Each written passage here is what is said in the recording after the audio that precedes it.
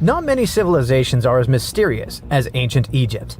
A powerful empire that lasted over 3,000 years. It gave us pyramids that still stand and myths that still inspire. It's one of the most explored places on Earth, yet somehow, we still find exciting stuff. In Abydos, archaeologists just uncovered a 3,600-year-old royal tomb. It's huge! It has golden hieroglyphs of deities covering the entrance. But the pharaoh's name? It's not there. It's missing. Who was this ruler? And what new chapter could this open in Egypt's story? If there's one place in Egypt where the line between life and demise feels thinner, it's Abydos. To the ancient Egyptians, this was sacred ground. They believed it was the burial place of Osiris, the god who literally passed away, had his remains separated, and came back to life to rule the underworld. Because of that, Abydos became Egypt's spiritual gathering place. Pharaohs built amazing temples here, like the Temple of Seti, famous for its King's List, a wall that has the names of 76 pharaohs carved in it. Pilgrims came from across Egypt, leaving offerings and participating in Osiris festivals, where his demise and rebirth were ritually reenacted. It wasn't just symbolic worship, it was Egypt's version of Comic-Con. But instead of cosplaying superheroes, people reenacted gods coming back to life. Obviously, pharaohs competed to be buried as close to Osiris as possible. Abydos became part cemetery, part holy city, part afterlife insurance policy. Fast forward thousands of years, and we still uncover remarkable stuff around Abydos. That's the case with the recently discovered tomb. In early 2025, a joint team of researchers from the US and Egypt decided to dig beneath a rocky rise ominously called Anubis Mountain. You remember Anubis, the jackal-headed deity who guarded cemeteries. The uncovered royal burial was hidden 23 feet below the surface. Sadly, even though it eluded archaeologists for so long, robbers had already taken away with treasures ages ago. They could definitely tell this was a tomb of someone super important. Similar to how you can walk around a mansion with no furniture but still deduce that someone rich must have lived there. The chamber had mud brick vaults rising over 16 feet.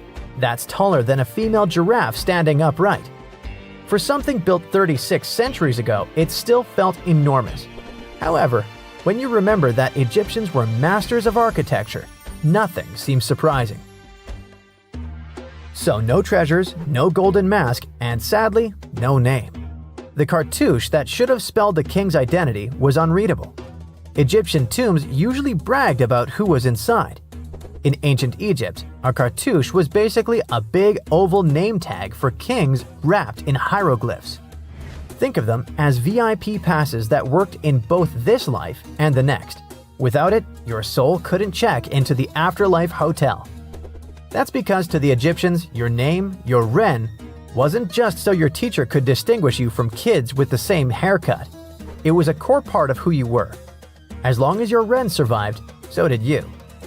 To have your name forgotten was considered a fate worse than passing away. A soul cannot journey without a name.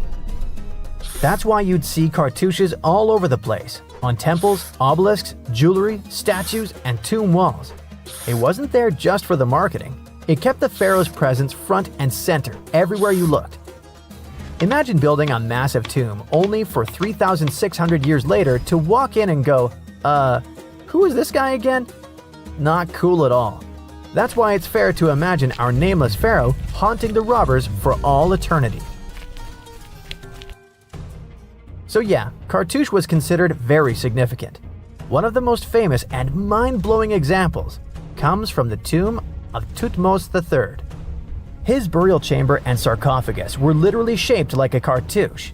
In other words, the entire room was a living architectural symbol of his name. Thankfully, in the recently discovered tomb, not everything was erased. Painted in golden hues at the entrance were two familiar guardians, deities Isis and Nephthys. Isis was the magician who stitched Osiris back together and breathed life into him. Nephthys, her sister, was the eternal mourner and protector of the mummy. Together, they promised that whoever rested here would not face the afterlife alone. and it's one additional proof of the importance of the mysterious pharaoh. So, who could this be? To answer that, we need to go down history lane. This tomb dates back to Egypt's messy chapter called the Second Intermediate Period. Instead of one ruler in charge, the country had many rival kingdoms, each with its own little power base, like a real-life Egyptian version of Game of Thrones.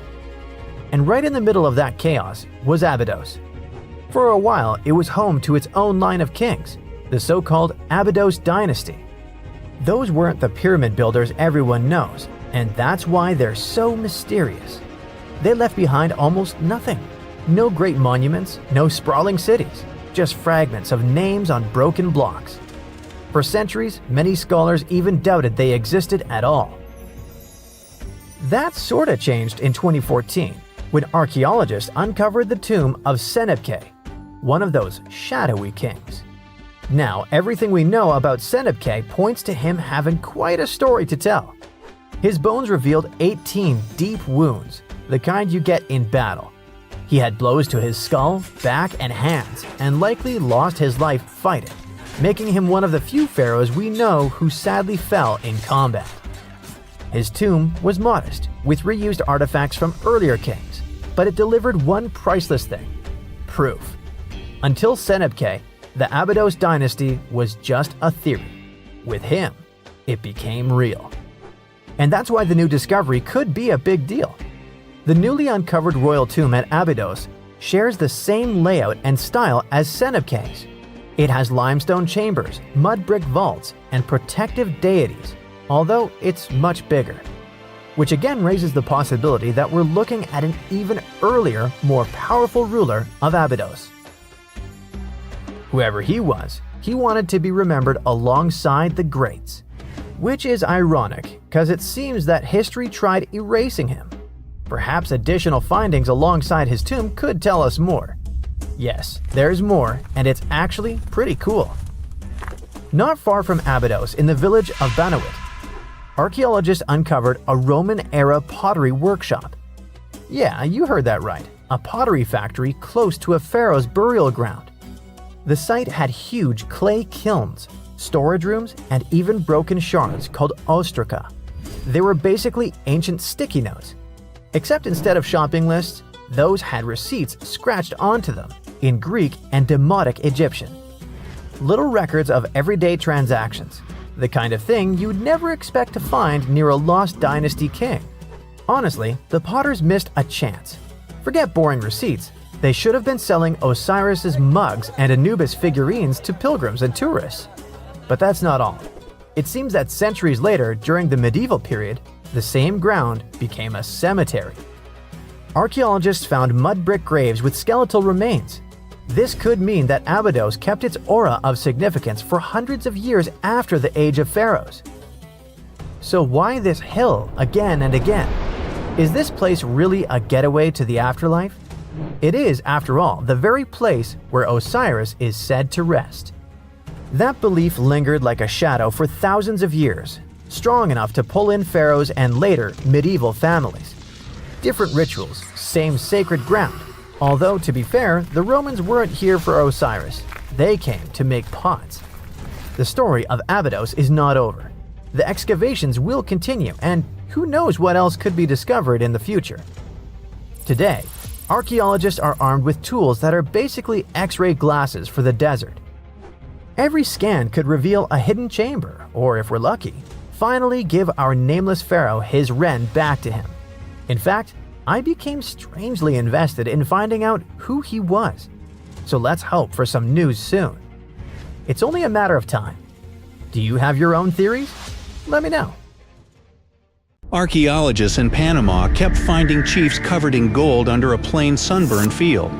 Weird enough, then they found chief regalia so small it could only belong to a child. That discovery shifted the interpretation of the site. El Caño was no longer just a rich ceremonial site. It looked more like a place where power could pass from one generation to the next. And now, a newly opened chamber there has expanded that picture. El Caño stands apart from the usual ancient gold story The newest chamber, dated to around AD 800 to 1000, didn't just produce shiny artifacts. It added another piece to a much larger pattern. Archaeologists found pottery, gold ornaments, and a central high-status person marked out by where the gold was placed. This was not random wealth in the dirt. It was a public statement about rank. The objects themselves are vivid. 2 bracelets, 2 earrings, pectoral ornaments decorated with bats and crocodiles. Those are not the kind of items someone tosses in casually. They were chosen to say something. In a world with no billboards, no spotlights, and no giant stone inscriptions, gold did the talking. It told everyone exactly who mattered most in that chamber. The location makes this even more striking. Not Egypt, not Peru, not some famous archaeological landscape packed with giant ruins, central Panama. Historically, this region was often treated as the place between the main acts of the ancient Americas, wedged between the Maya to the north and the great Andean cultures to the south. El Caño repeatedly challenges that older view. That old assumption existed for a reason. This part of Panama does not hit you like a stone-built empire. There's no skyline of huge temples, no carved dynastic walls, no dramatic ruins screaming a powerful society was here.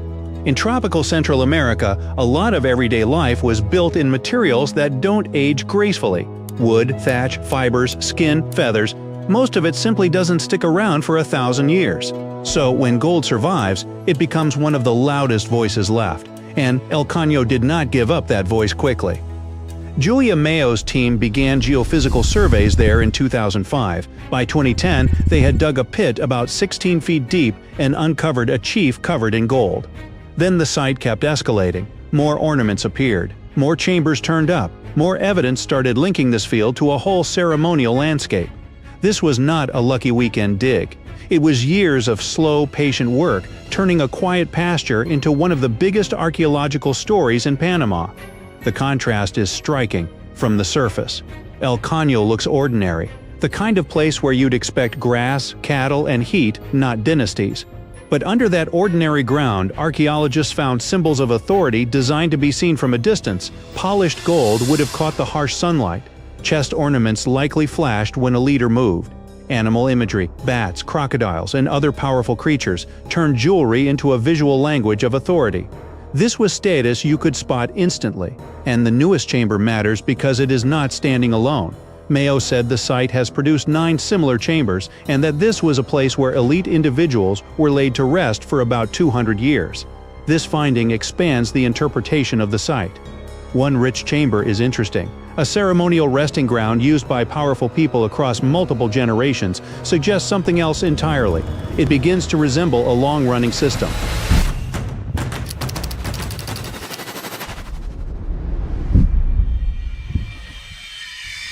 You can see that system even more clearly in another major El Caño find from 2024. Archaeologists uncovered the shared chamber of an important Kokle lord buried around 750 to 800 CE. Inside were gold ornaments, ceramic objects, bells, skirts, and a set of flutes. The team dubbed him the Lord of the Flutes, which sounds almost legendary until you remember this is not a myth. It's a real person from a real ceremonial tradition found in the same site. The scale grows even larger around that burial. Researchers found many other individuals placed in the same setting. Reports said the total could reach more than 30 people. At that point, you are no longer looking at one important person with a collection of objects. You are looking at an event, a choreographed display, a message to everyone watching that this leader stood at the center of a much bigger social order. This interpretation is supported by research. A 2020 study of El Caño's multiple chambers found the same basic pattern again and again.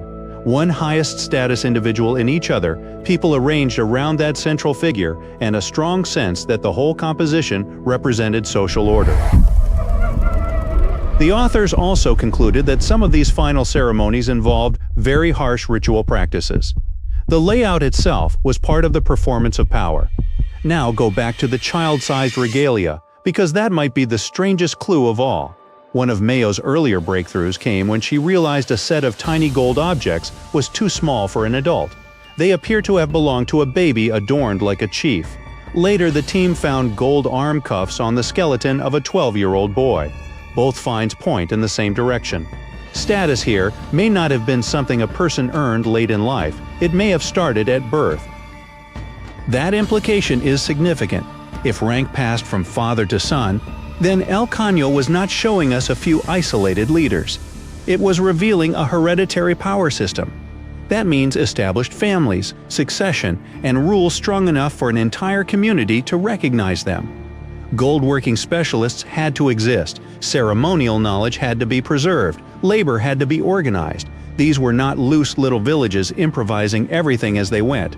This was structure. It also explains why El Caño feels bigger than a treasure story. Gold draws attention first. The real subject is political sophistication. The objects are only useful because of what they reveal: hierarchy, ceremony, inherited authority, and a leadership class that could stage power in a way everyone understood. Gold is what catches your eye first. The social system is what keeps the site interesting once the shine wears off. There is another reason El Caño matters so much. Less than 2 miles away sits Sitio Conte, the older Panamanian site that had long provided the main evidence for this gold-rich tradition. For years, Sitio Conte was the big reference point. Then El Caño started turning up its own chiefs, its own ornaments, its own ceremonial patterns. Suddenly, this was not one isolated hotspot. It was a broader cultural world, hiding in plain sight across the same landscape. Once you imagine that world, El Caño becomes incredibly visual. No giant stone monuments. Fine, the ceremony can still feel huge. Flutes playing, bells moving, gold breastplates flashing, beads sewn into clothing, animal symbols broadcasting lineage and rank. One early chief found at El Caño wore gold breastplates, arm cuffs, a bracelet of bells, a belt of hollow gold beads, and more than 2,000 tiny gold spheres arranged as if sewn onto a sash. That is not subtle fashion. That is ceremonial theater. Imagine one of these final ceremonies. A leader is placed at the center, gold catches the light. Music carries across the field. Companions are arranged with strict meaning. Everyone present can read the scene without a single written word. This person held the highest place. These families mattered. This order continues even now. The point was not private grief. The point was public memory and public hierarchy. That is why El Caño changes the history of Panama in a very specific way. It does not just add one more archaeological attraction to the map, it shows that central Panama had its own powerful chiefs, its own ceremonial specialists, its own symbols of rank, and probably its own dynastic lines. This region was not just absorbing importance from bigger neighbors, it was generating its own, and the site is still making that point clearer. El Caño has already revealed multiple elite chambers across years of excavation, and each new one expands the story. So the key discovery here is not a bracelet, or an earring, or even a chamber filled with gold. It is the realization that an ordinary Panamanian field was hiding a cemetery of rulers and clues to a forgotten power system that had been there the whole time, just waiting for someone to look deeper. Unlike many other ancient Egyptian burial grounds, King Tutankhamun's tomb stayed hidden and free of unwanted thieves for 3,000 years. One reason was that the tomb was smaller than average and tucked away in a place called the Valley of the Kings. This area was already being extensively explored by the time they stumbled upon Tut's spot. The entrance was all covered in debris from building a nearby tomb, which must have also helped keep it a secret. There were also zero writings or signs on the outside of the tomb. Time passing also played a part in keeping it in amazing shape until the 1920s, when a man named Howard Carter finally made it in. But was Carter that big of a hero? Some recent findings say he might have been sneakier than initially thought.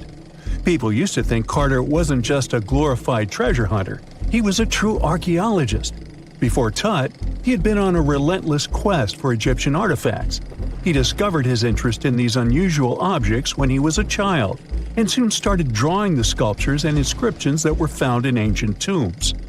After stumbling upon the remains of King Tut, Carter spent a decade recording and processing all sorts of objects, like golden thrones, chariots, and statues from Tut's tomb, shipping them down the Nile to Egypt's museum in Cairo. Well, at least that was the official story. More recent discoveries claim that not all of the objects made it to Egyptian officials. A secret letter seems to uncover Carter's little 10 for them, 1 for me policy. The letter in question was sent to Sir Alan Gardner, a philologist and friend of Carter's, dated from 1922. In these writings, Carter mentioned having found the tomb and was asking his buddy for some advice. In another letter from 1934, Gardner seems to be thanking Carter for an amulet, which was sent to him as a thank you gift. Carter was adamant that it didn't come from Tut's tomb, but evidently it did. Even the British director of the Egyptian Museum was onto Carter's sneaky endeavors, but couldn't prove it. He compared Gardner's amulet to others from Tut's tomb, and lo and behold, they were a perfect match. Gardner was so disappointed to have been put in such a sticky situation that he vented to Carter in another letter. Deciding to be a good friend, Gardner didn't throw the famous archaeologist under the bus. Instead, he advised Carter to take those stolen goods back to Cairo. Just like he'd advise you to like this video and subscribe to the Brightside channel for more amazing videos on the most unique topics in history. It's not the only shady piece of information on Carter's post-discovery behavior. In 1947, a man named Alfred Lucas, who used to work with a controversial archaeologist, gave some information in an obscure journal in Cairo. He claimed that Carter sneakily cracked open the burial chamber door himself. Then he sealed it back up like nothing had happened before the official uncovering. Now, why would he do that? Well, the same theory suggests that Carter and his crew might have entered the tomb early so they could get their hands on some ancient goodies. Obviously, these people couldn't risk having such objects sold while they were still alive, but made sure they were auctioned off after they passed. Carter, though, never confessed to anything. He made no official denial either, but the Egyptian government couldn't risk any more mysterious disappearances, so they prohibited him from entering the tomb for a while. Some have connected this apparent stealing to the curse of King Tut. If you've never heard of it, know that it became quite the scary tale soon after King Tutankhamun's resting place was uncovered.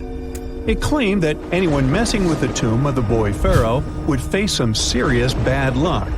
It's not all dramatic like a mummy going on an aggressive spree, but word got out that the people involved in disturbing King Tut's lair met some mysterious, untimely ends.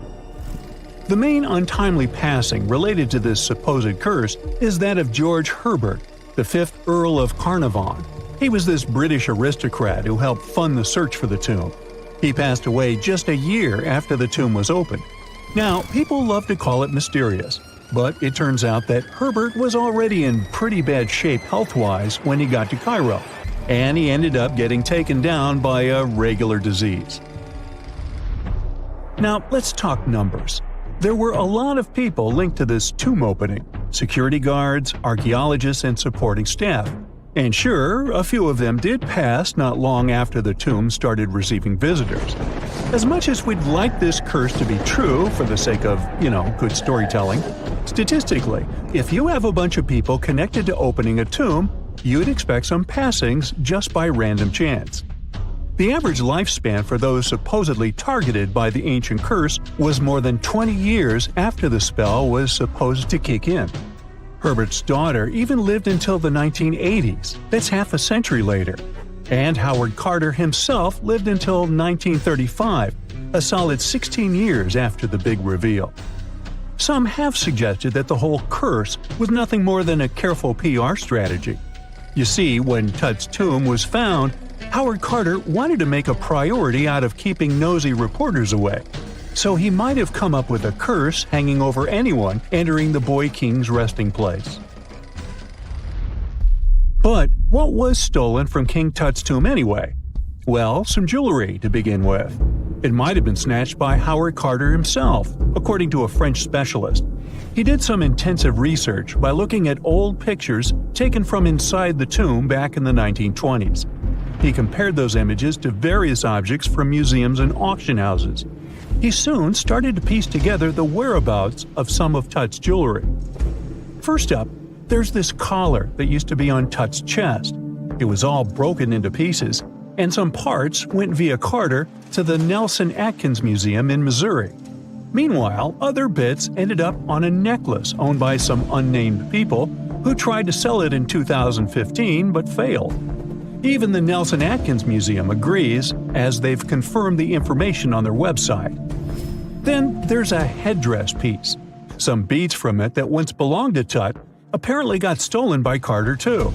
They were also strung into a necklace and are now being held at the St. Louis Art Museum. Another fancy collar made out of glazed ceramic magic spent some time at the Met, far away in New York. Thankfully, it was sent back to Egypt a bit over a decade ago. This seems to have been, as you'd expect by now, also stolen by Carter. Missing artifacts aside, King Tut still gave a ton of amazing objects that helped us learn more about this incredible ancient culture. Starting with the famous burial mask. It's this massive 21-inch gold art piece with semi-precious stones and glass paste. It weighs 22 pounds and showcases the boy pharaoh with a long beard and a headdress with a cobra and vulture.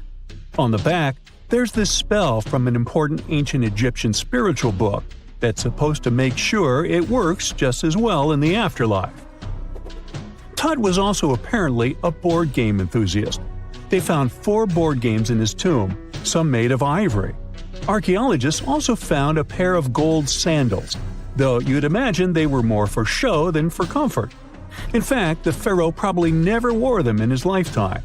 Now, speaking of fashion items, it turns out Tut was quite the fancy ruler. They even found a mannequin in his tomb that was used to pick out, adjust, and store his outfits and jewelry. The boy king seemed to have also enjoyed some music, based on the 2 trumpets historians found in his tomb. Though they were played back in 1935 in a BBC broadcast, the instruments are today considered too fragile to be maneuvered. Consider the Great Pyramids, one of the original 7 wonders of the world and the only one that still exists today. Did you know that the pyramids of Giza weren't the only pyramids out there? And they weren't even the first ones. First, there were the pretty good pyramids, but they didn't catch on. Nah, I made that up. Back to the story. In ancient Egypt, it was believed that kings were chosen by gods to serve on earth as their mediators. In the afterlife, they were expected to become gods themselves. The pyramid complex was built to make sure that the king had everything they might need in the afterlife. The complex included the pyramid, a palace, and temples. The tomb in the pyramid, where the king was buried, was filled with many things they might need, like furniture, food, and gold vessels. Actually, the first pyramid had been built 80 years before the first pyramid of Giza appeared. Overall, there were around 100 of them. Some weren't finished though, since the construction took a while and not every pharaoh lived long enough to see the end of the construction. And now let's talk about the construction itself. The biggest of the pyramids of Giza is as tall as a 40-story building. So how on earth did they manage to build a structure that massive 5,000 years ago, long before machines and other equipment appeared? Well, let's figure it out.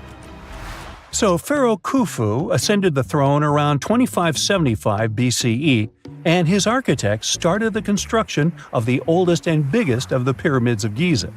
He figured that over 2 million limestone blocks had to be used to build the pyramid, each weighing around 2.5 tons, around the weight of a rhino.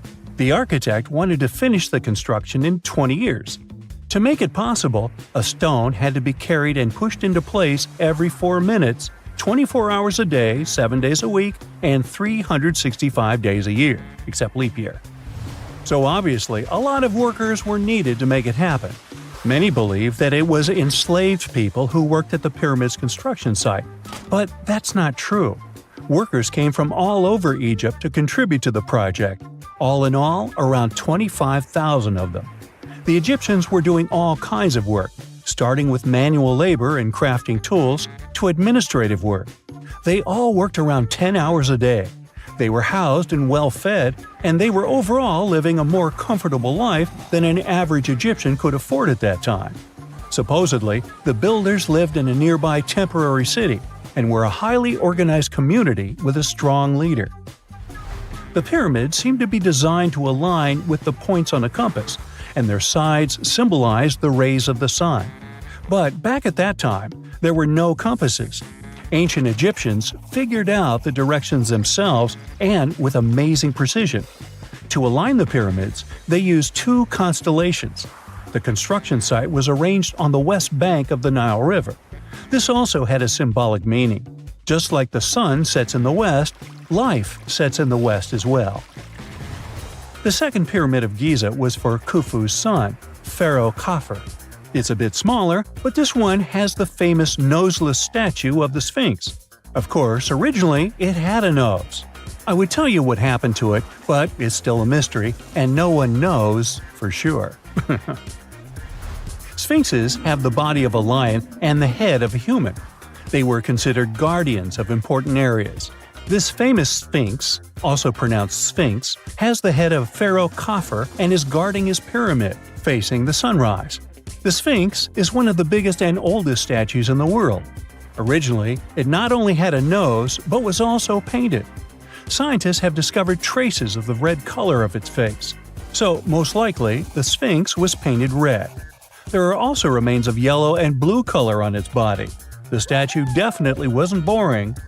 Till around 1800, the Sphinx was buried up to its shoulders until an adventurer with a team of 160 men dug it out. But let's get back to the construction. The workers, of course, needed stone blocks. There were 2 main places where people could get these stones. One source was close to the construction site, but that fossil-lined yellow stone was only suitable for the pyramid's interior. The limestone blocks for the exterior were hauled from 8 miles away on 30-foot-long sleds. Apparently, it wasn't too hard to pull them. The sand mixed with the right amount of water was pretty slick, and 10 people could move a sled even with a rock weighing so much. Surprisingly, cutting off a block of limestone wasn't the biggest problem. When in the ground, it was soft and could be split relatively easy. But after getting exposed to the air, limestone hardens. So the most difficult part was to shape the blocks. That step was crucial because the smallest inaccuracies could lead to the whole pyramid collapsing.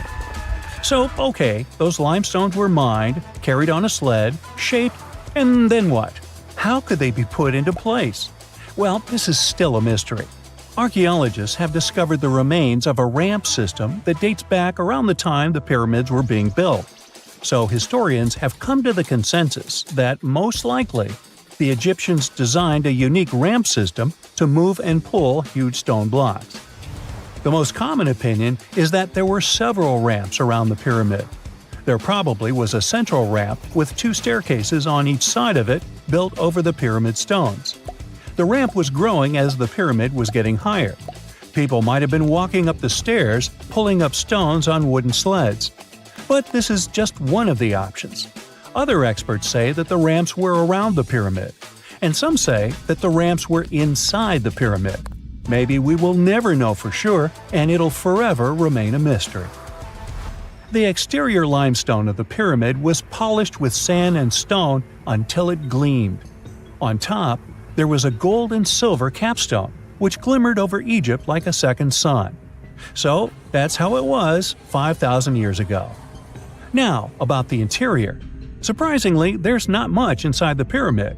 Most of it is just solid stone with very little open space. But let's take a quick look inside. From the entrance, there are 2 stairways, one going down and the other going up. They take us to the chambers. There are 3 of them inside. Now, why is that? Apparently, throughout the whole construction, a burial chamber had to be prepared at all times, just in case a pharaoh kicked the bucket before the construction ended. So, separate chambers were built one after another as the construction progressed. The last of them was the main one. It's called the King's Chamber. It's the one where Khufu was resting. It's the biggest room at the very heart of the pyramid, and there's a big passageway leading to it. It was likely used as a kind of elevator to move granite up to build the interior. Granite was also used to make 5 stories of support beams to ensure that the pyramid didn't collapse. And we can see that it worked since it's been standing for centuries. Unfortunately, none of these chambers have hieroglyphs on the walls.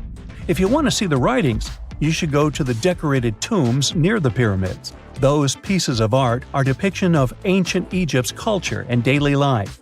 The texts allow researchers to study their language and grammar. The treasures that once were in the pyramids have been taken by people. There are also many secret tunnels and passages inside the pyramids, but even today, no one knows the whole plan of the interior. Scientists have been sending little robots with cameras inside for many years, but there's still a lot we don't know about the pyramids. Now they're trying to use an X-ray to scan the pyramids from the outside, without going inside. So yeah, ancient Egyptians did create a mystery no one has been able to crack for 5,000 years already. The ancient city of Taposiris Magna is hidden on the northern coast of Egypt. These days it has very little of its former glory, but what lies beneath it may hold the secret to uncovering a famous mystery, that of Cleopatra, the most memorable Egyptian queen in history. The recently discovered tunnel is also known as a geometric miracle for its time. Excavations have uncovered a 43-foot-long structure below the ground, which is partially submerged in water. Its shape and construction technique are similar to that of the Eupalinos tunnel, another amazing ancient discovery. This one is located in Greece and was built by excavating simultaneously from 2 points, aiming to have them meet in the middle. The use of math and geometry to make this construction was astonishingly precise for those days, more so since it was built near a mountain. Archaeologists that have been working on the Taposiris Magna site since 2004 believe this tunnel may lead to the lost tomb of Cleopatra. The clues they found so far seem to back up this theory. For starters, the city and its temple were built by one of Cleopatra's ancestors, Ptolemy II. All the architecture seems to indicate it was dedicated to the ancient spirit Osiris and his queen Isis. Throughout her reign, Cleopatra did try to associate herself with Isis, so it may be no surprise she chose this location as her final resting place. Scientists have yet to pinpoint Cleopatra's tomb, but research continues with the help of modern technology. To study this location better, archaeologists have even used a special device called ground-penetrating radar. This tool allows us to analyze what lies beneath the ground without being intrusive. Since this tunnel is so old, research needs to be done very delicately. Seeing pictures of what's underground before you start digging is incredibly useful and has been done here since 2011. Finally discovering Cleopatra's tomb may help us piece together her story, especially what might have happened during the last portion of her life, which is still surrounded by mystery. We still don't know the exact cause of her passing. Some believe she may have let herself be bitten by a poisonous Egyptian cobra. Others have suggested that she was well accustomed to toxic substances, even hiding some in her hairbrush in case she ever needed it. But that's not to say she chose to use it on herself. We do have a lot of other interesting information on Cleopatra that's equally as impressive, like the fact that she had a stylist. Most of the images you've seen depicting this famous queen show her wearing black eyeliner. This look was put together by Airas, a woman known to have been her personal beautician. She traced the long line from her eyes to her temples, a makeup technique still used today to enhance the eyes. Airas was an important figure throughout Cleopatra's life, known also as her confidant and close friend. There are even theories that suggest Airas was there by her side when she passed away. Despite her well-thought-out looks, Cleopatra wasn't as pretty as she's described. Or at least, that's what recent research has pointed out. Sure, if we look at movies and modern imagery, she's depicted as this incredibly beautiful woman with symmetrical and delicate features. However, if we look at coins showcasing her image from back in the day, her looks are rather average. Her image on the coins might have been adjusted, too, to make the queen look stronger in the eyes of her people. So there is no trusted source available to confirm her image. But her description in most pieces of ancient literature speaks of her other qualities, like her voice and personality, not of her beauty. Cleopatra might have been the most famous Egyptian queen to this day, but she wasn't the first choice. She did have an older sister, Berenice, that was initially supposed to take the throne. Berenice passed away before she could do that, so Cleopatra took on the role and began investing in her education. She traveled throughout the country quite frequently, so she could become accustomed to her people and their needs.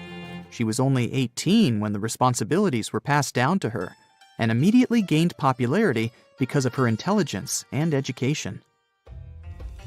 Her taste in literature was quite good too. She was known to be a fan of Homer, the famed Greek philosopher and poet. Cleopatra loved to write as much as she loved to read. There are even claims that she wrote a book on medicine and cosmetics, but we have no evidence to this day that such work ever existed. Part of being a great leader back then meant you had to speak multiple languages. Cleopatra clearly understood that, and that's why she's rumored to have known many languages to varying degrees. Some archaeologists suggested she spoke Greek, Egyptian, and Ethiopian, as well as many Arabic dialects. She might have even spoken Latin, but there's little evidence to support this claim. She might not have had angelic looks, but Cleopatra was really careful with the way she looked, even with her diet. She was known to have enjoyed simple meals, including a variety of fish. Since she lived close to the Mediterranean Sea, it's really no surprise. As a treat, she liked to eat stuffed pigeons, which she also served to her guests. Other dishes on the menu included vegetables and fava bean soup. Fruits and nuts weren't missing from her diet either, and she was also a big fan of honey. Recently, a team of experts has even tried to recreate her famous perfume. Think of it like the ancient equivalent of Chanel No. 5. Cleopatra was known to be a fan of luxurious scents, which she believed could even influence how people treated her when they met. The basis of this scent is myrrh, a resin gathered from a local tree. Other ingredients added to the mixture were also found back in the day, like cardamom, olive oil, and cinnamon. The results may not be quite as delicate as the perfumes we know and use today. Its consistency was way thicker, and the scent lasted way longer. When she was at the height of her power, Cleopatra might have been the richest person in the world. Back in the day, she ruled over a territory that stretched across the Mediterranean, from modern-day Libya in the west through Egypt to Syria in the east. This is the largest territory ever ruled over by a woman. In today's currency, her worth might have been somewhere around $95 billion. The calendars we use today may have been introduced by Cleopatra herself. She presented the idea of leap years and leap days to Caesar, the Roman emperor she was known to have been close with. Taking her advice, Caesar made these adjustments part of the official Roman calendar. The ancient Egyptians already knew the year was longer than precisely 365 days. They discovered this by studying the brightest star in the sky, called Sirius, and concluded that a year is actually 365 and 1/4 days long. It was Elizabeth Taylor that famously introduced Cleopatra to pop culture when she played her in the 1963 film bearing the same name. Up until that point, it was the most expensive film ever made. It was originally supposed to cost somewhere around $2 million, but ended up costing a mind-boggling $44 million. That's mostly because of script and production issues. To make this iconic movie, producers created 79 sets from scratch, as well as over 26,000 costumes for the cast. Elizabeth Taylor's Cleopatra costumes alone cost somewhere around $200,000. Thankfully for the producers, the movie made headlines and was well received by critics, making it a box office success. A lot of people associate Cleopatra with another famous Egyptian ruler, King Tutankhamun, nicknamed King Tut. Surprisingly, apart from both of them being Egyptian pharaohs, they have nothing else in common. For starters, King Tut lived around 1,300 years before Cleopatra did. and there is also no connection regarding their ancestry. Cleopatra had Macedonian Greek roots, while King Tut was a native Egyptian. No man shall ever find my tomb. That's what, according to rumors, Cleopatra once said. Rumor has it really wasn't about the gender. She wanted no living soul to disturb her, and I think she meant that no human would ever discover the location of her grave. But, surprisingly, it was indeed a woman who was closer than anyone before to finally discovering the Queen's resting place.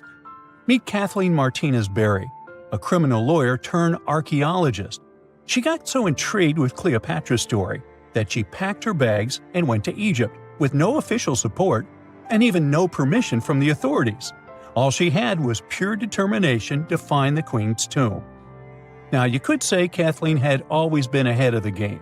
She skipped grades in school, mastered piano, chess, swimming, and martial arts, and grew up listening to top intellectuals debating in her home. And she even got her law degree at just 19, and archaeology was her side passion. She had never actually been to Egypt, never dug up a single artifact.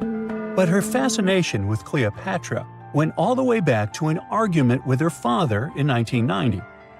That day, she walked into his library looking for a copy of Antony and Cleopatra by Shakespeare. Her dad, Fausto Martinez, a professor and legal expert, casually called Cleopatra a seductress. Kathleen wasn't having it. She fired back, arguing that history had been totally unfair to Cleopatra. The Romans, she said, wanted to destroy her reputation, and for centuries, people had just believed their version of the story. The debate went on for hours, and in the end, her father admitted maybe he had judged Cleopatra too harshly. That conversation changed everything for Kathleen. From that day on, she read every ancient text she could find, especially Plutarch's account of Cleopatra and Mark Antony. The more she learned, the more convinced she became that Cleopatra wasn't just some queen who fell for the wrong guy. She was a genius, playing a dangerous political game to keep Egypt independent. And the more she read, the more she started thinking, what if everyone had been looking for Cleopatra's tomb in the wrong place? That thought stuck with her. When she was caring for her second child, she earned a master's in archaeology. Multitasking. That reignited an obsession that would take over her life, uncovering the truth about Cleopatra. Even though most experts believe that Cleopatra's tomb, along with the final resting place of 13 other Ptolemaic rulers, lies somewhere beneath modern-day Alexandria, Dr. Martinez has a different idea. She believes Cleopatra was buried at Taposiris Magna, an ancient temple dedicated to Osiris, the Egyptian deity of the afterlife. But she still needed an ancient foundation plate. These plates, about the size of a smartphone, were placed beneath important temple structures and often contained inscriptions explaining when and why the temple was built. If she could find a plate that confirmed the temple was dedicated to Isis, Cleopatra's patron deity, she'd have solid proof that this was the right place to look. Nothing could deter Martinez. She excavated the entire temple site, digging deeper than anyone before her. Her team found coins with Cleopatra's name and face stamped on them. It meant Cleopatra had a direct connection to this site. Then, they uncovered something even more interesting: a tunnel used to bring water to people, leading straight from the temple into the Mediterranean Sea. So, if parts of the temple had already sunken into the water, could Cleopatra's tomb be down there too? Martinez needed proof to convince Egyptian authorities to let her search underwater. And, against all odds, she found the missing foundation plate. On it, the pharaoh offered a large area of Nubia to deity Isis. That was it, the confirmation she needed. The temple was indeed dedicated to Isis, proving her theory wasn't just speculation. If one temple was on land, Martinez suspected the second temple, possibly Cleopatra's tomb, had collapsed into the sea. She needed help from experts in underwater archaeology, so she reached out to Robert Ballard, the guy who discovered the Titanic. With support from the Egyptian authorities, she and her team began exploring the waters off the coast of Alexandria. And what they found was mind-blowing. Underwater, they discovered massive stone structures, some standing 6 to 10 feet tall, right where the coastline would have been thousands of years ago. They also found basalt blocks, the same material used in the statues from the first temple. That meant one thing: those weren't just random rocks. They were the remains of a lost city, buried beneath the sea for centuries. Now, we can only wait and see whether Martinez and her team will be able to unravel one of the greatest mysteries of the past left by the outstanding woman that was Cleopatra. Here's some backstory. After her father, Ptolemy VII, passed away, Egypt's throne went to both Ptolemy VIII and Cleopatra, or so it seemed. Cleopatra, just 18 at the time, allegedly married her 10-year-old brother. Yeah, ancient royalty had some different customs, though there's no solid proof of that.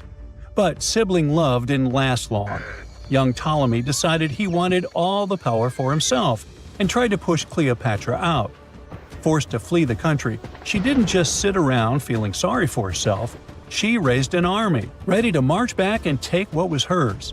That's how, at 21, she was already in the Sinai Desert, leading an army and planning her return to the throne. Now, by that time, Cleopatra had already been locked in a powerful political, and not only political, alliance with Julius Caesar. In June 47 BC, she gave birth to a son, Ptolemy Caesar, better known as Caesarion, who, many believe, was Caesar's child. But that didn't stop her from playing by Egyptian royal rules. And her husband number 2, her other brother, Ptolemy XIV. Yep, despite her ongoing affair with Caesar, Cleopatra married yet another sibling, because, in her world, keeping the throne in the family was the name of the game. Now, marriage aside, Cleopatra's bond with Caesar stayed strong. She even traveled to Rome with Ptolemy XIV for a state visit. But instead of playing the role of a dutiful queen, she stayed in Caesar's private villa by the Tiber River. But after Julius Caesar lost his life in 44 BCE on the Ides of March, Cleopatra's political standing became shaky. To make matters worse, her brother-husband Ptolemy XIV passed away soon after, and some suspect Cleopatra had a hand in it, leaving her as the sole ruler of Egypt. Meanwhile, back in Rome, Mark Antony was rising to power as Caesar's presumed successor. Wanting to size up the Queen of Egypt, he summoned Cleopatra, and she did not disappoint. Sailing into town on a lavish barge, dressed as a deity, Cleopatra made quite an entrance. Antony was instantly mesmerized, so much so that he left his third wife back in Rome and followed Cleopatra to Alexandria, where their relationship turned into a full-blown royal affair. The two had 3 children together. Together, they waged war against Caesar's adopted son, Octavian, in a battle for control of the Roman Empire. The last time the queen was seen, she was in her mausoleum, dressed in full royal splendor, diadem on her head, lying on what Plutarch called a golden couch.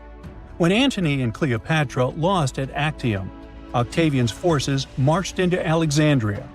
Cleopatra apparently knew the end was near, so she locked herself inside her mausoleum, surrounded by gold, silver, pearls, and priceless art.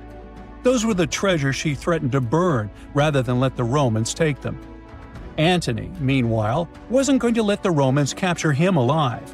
He wounded himself with his own sword, but before he passed away, he was carried to Cleopatra's side. She held him as he took his last breath in her arms.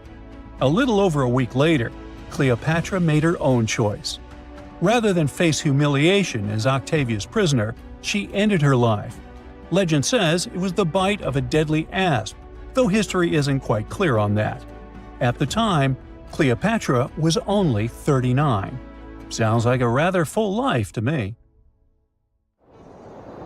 In November 1922, a boy walked through the desert mountains of Egypt and discovered some ancient steps carved into the rock. Subsequently, this find became one of the world's largest and most significant archaeological discoveries. This step was part of Tutankhamun's untouched tomb. Archaeologists found about 5,000 ancient objects, including jewelry, fabrics, painted vases, and funeral masks. You've probably seen one of them. It has become one of the most recognizable attributes of ancient Egypt. More than 100 years have passed since then, And now, humanity has finally become close to another large-scale discovery, the tomb of Cleopatra. This queen was the last active ruler of the Ptolemaic Kingdom of Egypt, who sat on the throne from 51 to 30 BCE. There are many ancient records about Cleopatra, her reign, and her unusual personality, but until now, no one has discovered the secrets about her passing away in the burial place. So, one archaeologist, Dr. Kathleen Martinez, has been studying ancient records and temples around Alexandria for decades and concluded that the tomb of the queen should be located under the ancient city of Taposiris Magna, founded in 280 BCE. It was a big city on the northern coast of Egypt where tens of thousands of people were engaged in trade and industry, and it seems that Dr. Martinez's guesses turned out to be correct. She and a group of archaeologists have discovered a secret underground tunnel near Alexandria, with a length of about 0.8 miles. It was cut into the rock under Taposiris Magna's temple. During further excavations, they found many things that indicate Cleopatra's tomb lies in the tunnel's depths. It's also possible that she is buried there together with the Roman commander, Mark Antony. According to ancient records, Cleopatra and Mark Antony loved each other and together opposed the Roman Senate, which declared Antony a traitor. The fact that natural disasters have occurred on the territory of Taposiris Magna for thousands of years can complicate the excavations. Earthquakes and floods destroyed the city and possibly flooded its underground tunnels.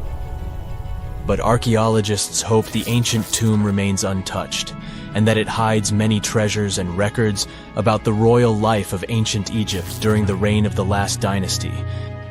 There's a chance that excavations will go underwater and in the mud.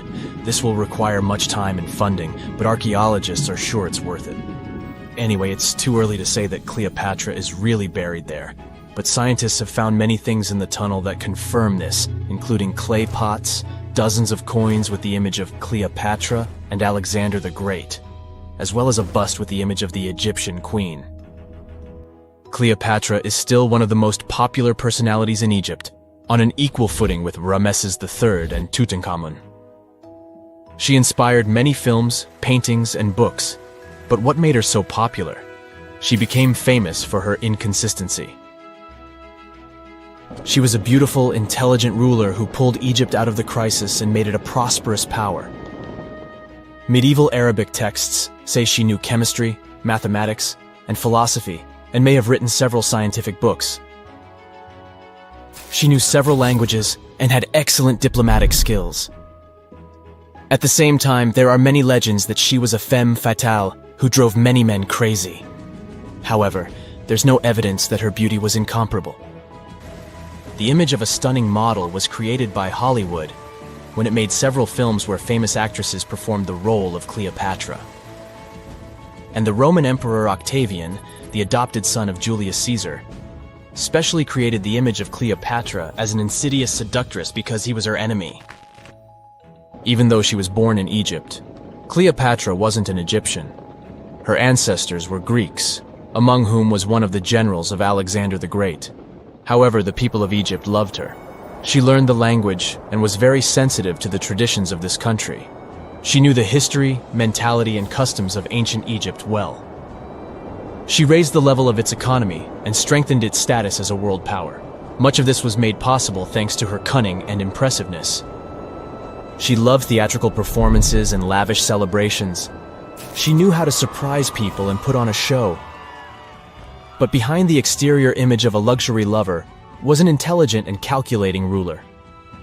Ancient Egypt was a rich, luxurious country, and Cleopatra did everything to increase its wealth and strengthen its position in the international arena. For example, she was once in conflict with her brother Ptolemy XIII. The queen knew that she wouldn't be able to resist him, so she decided to attract Julius Caesar to their side. The Roman emperor arrived in Alexandria, where Cleopatra wanted to meet him, but Ptolemy knew about her plans and was about to prevent her from coming to Caesar. Then, instead of a rich and noisy arrival, Cleopatra decided to make her visit inconspicuous. She wrapped herself in a carpet or linen bag the emperor's servants carried into Caesar's private chambers. Cleopatra emerged from the carpet and impressed the Roman emperor with her beauty and determination.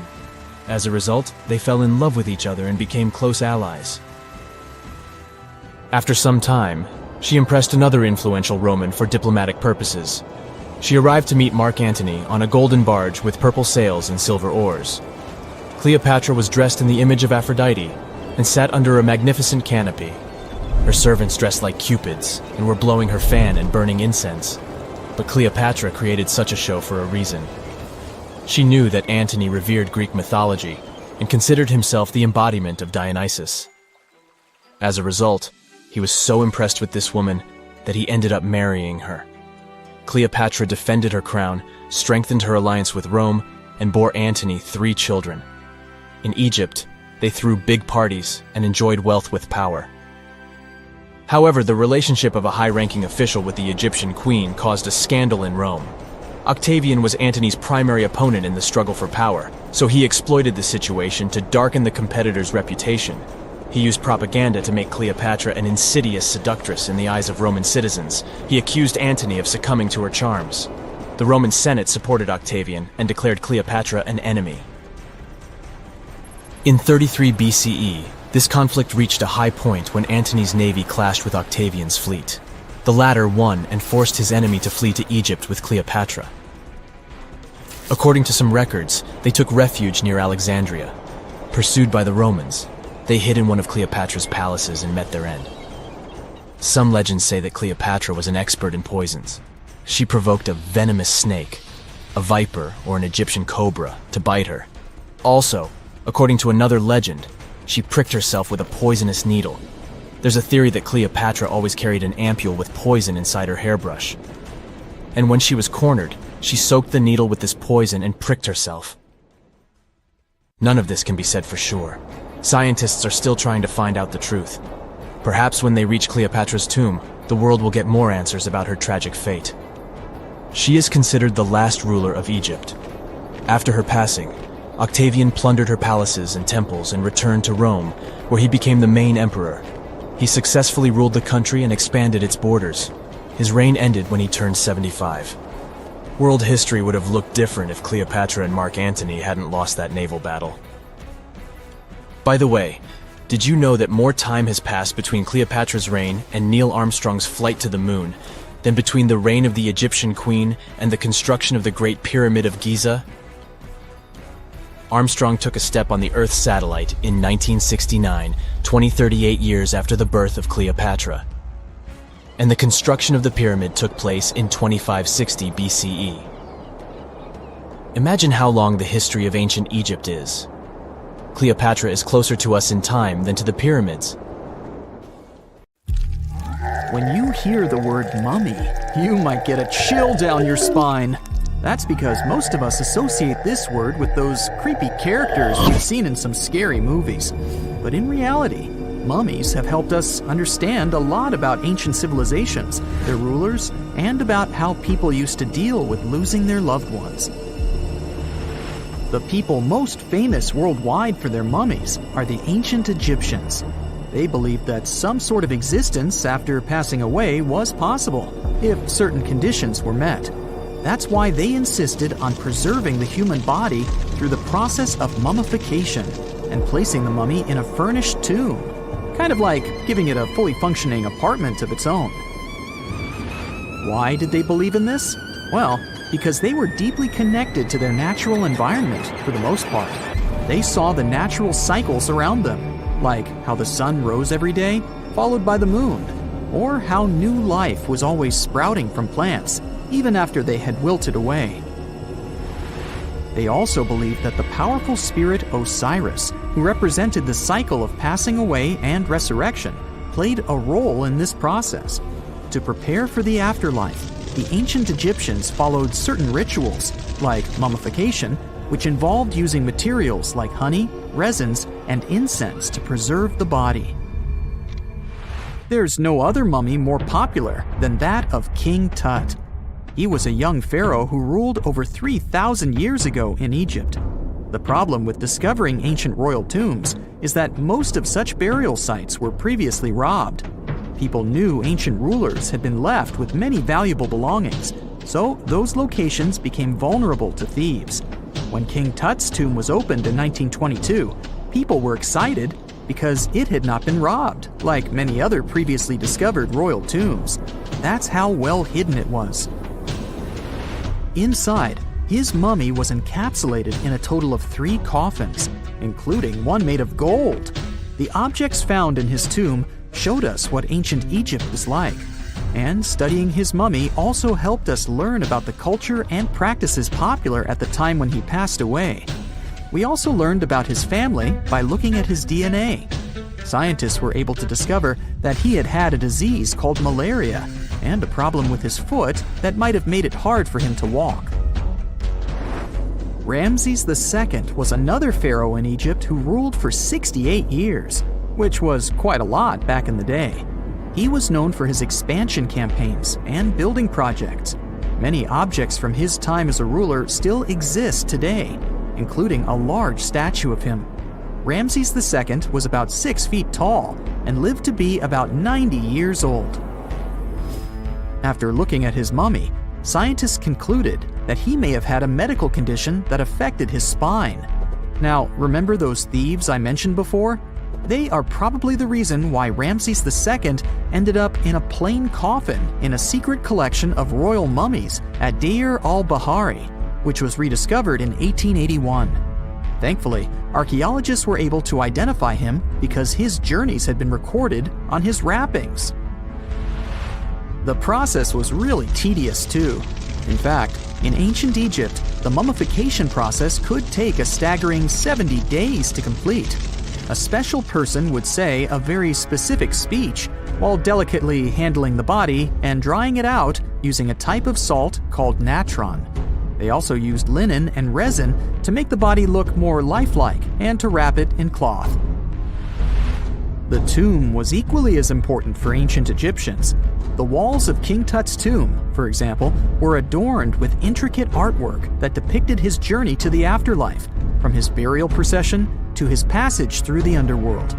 The ancient Egyptians believed that everyone made this journey after passing away, and they filled their tombs with items and paintings to help the person in their spiritual travels. Additionally, the walls of the tomb were decorated with spells from a special book, which contained a collection of poems that the Egyptians believed would help people reach the afterlife. And speaking of how important this journey was, people also placed food in these ancient tombs. In King Tut's tomb, archaeologists discovered 36 jars of vintage beverages and 8 baskets of fruit, which were believed to be left there to help him in his journey to the afterlife. The Egyptians believed that traveling to the afterlife took a really long time, so they left a lot of supplies, such as food and water, to sustain their loved ones. Pharaohs also generally had numerous luxurious garments and beautiful jewelry in their tombs to ensure that they would have a fashionable journey. These items included various types of linen clothing, such as tunics, scarves, gloves, and headdresses, as well as a lot of gold jewelry with precious stones, like bracelets, buckles, pendants, necklaces, rings, and even precious depictions of insects for protection. Some were also deposited with fans made from ivory and ostrich feathers to keep them cool in the afterlife. Some ancient rulers were even placed in their forever apartments along with boats. For example, Pharaoh Khufu built the Great Pyramid at Giza as his tomb, and a large ship was found inside. King Tut, however, was buried with multiple boat paddles, but no actual boat. Instead, he had 3 chariots and numerous walking sticks made of precious materials, perhaps indicating he'd rather travel to the beyond by land, not by water. Amongst the most interesting objects found near ancient mummies are bottles of oils and perfumes. If rulers were supposed to be fashionable, why not smell nice too, right? Also, some of them had some ancient kinds of board games, most of them made out of precious materials like gold or ivory. One of those games was called Senet. It was very popular amongst the ancient Egyptians and very similar to modern-day chess. The ancient Egyptians may have the most famous mummies out there, but they weren't the first to invent the procedure. In fact, it all started in South America with an ancient civilization named the Chinchorro. As far as we know today, these people were the first to mummify their loved ones that had passed away. They did it somewhere around 2,000 years before the Egyptians started their own rituals. Sure, we can tell a lot about ancient rulers by studying these mummies, but until recently, we had no idea what they really looked like during their lifetime. Not so long ago, though, some very special mummy paintings were found by archaeologists studying ancient Egyptian objects. These mummy portraits are highly detailed paintings of individuals that were made while they were still alive. Such paintings were often painted on wood, as opposed to the classical portraits we all know about, which are painted on canvas.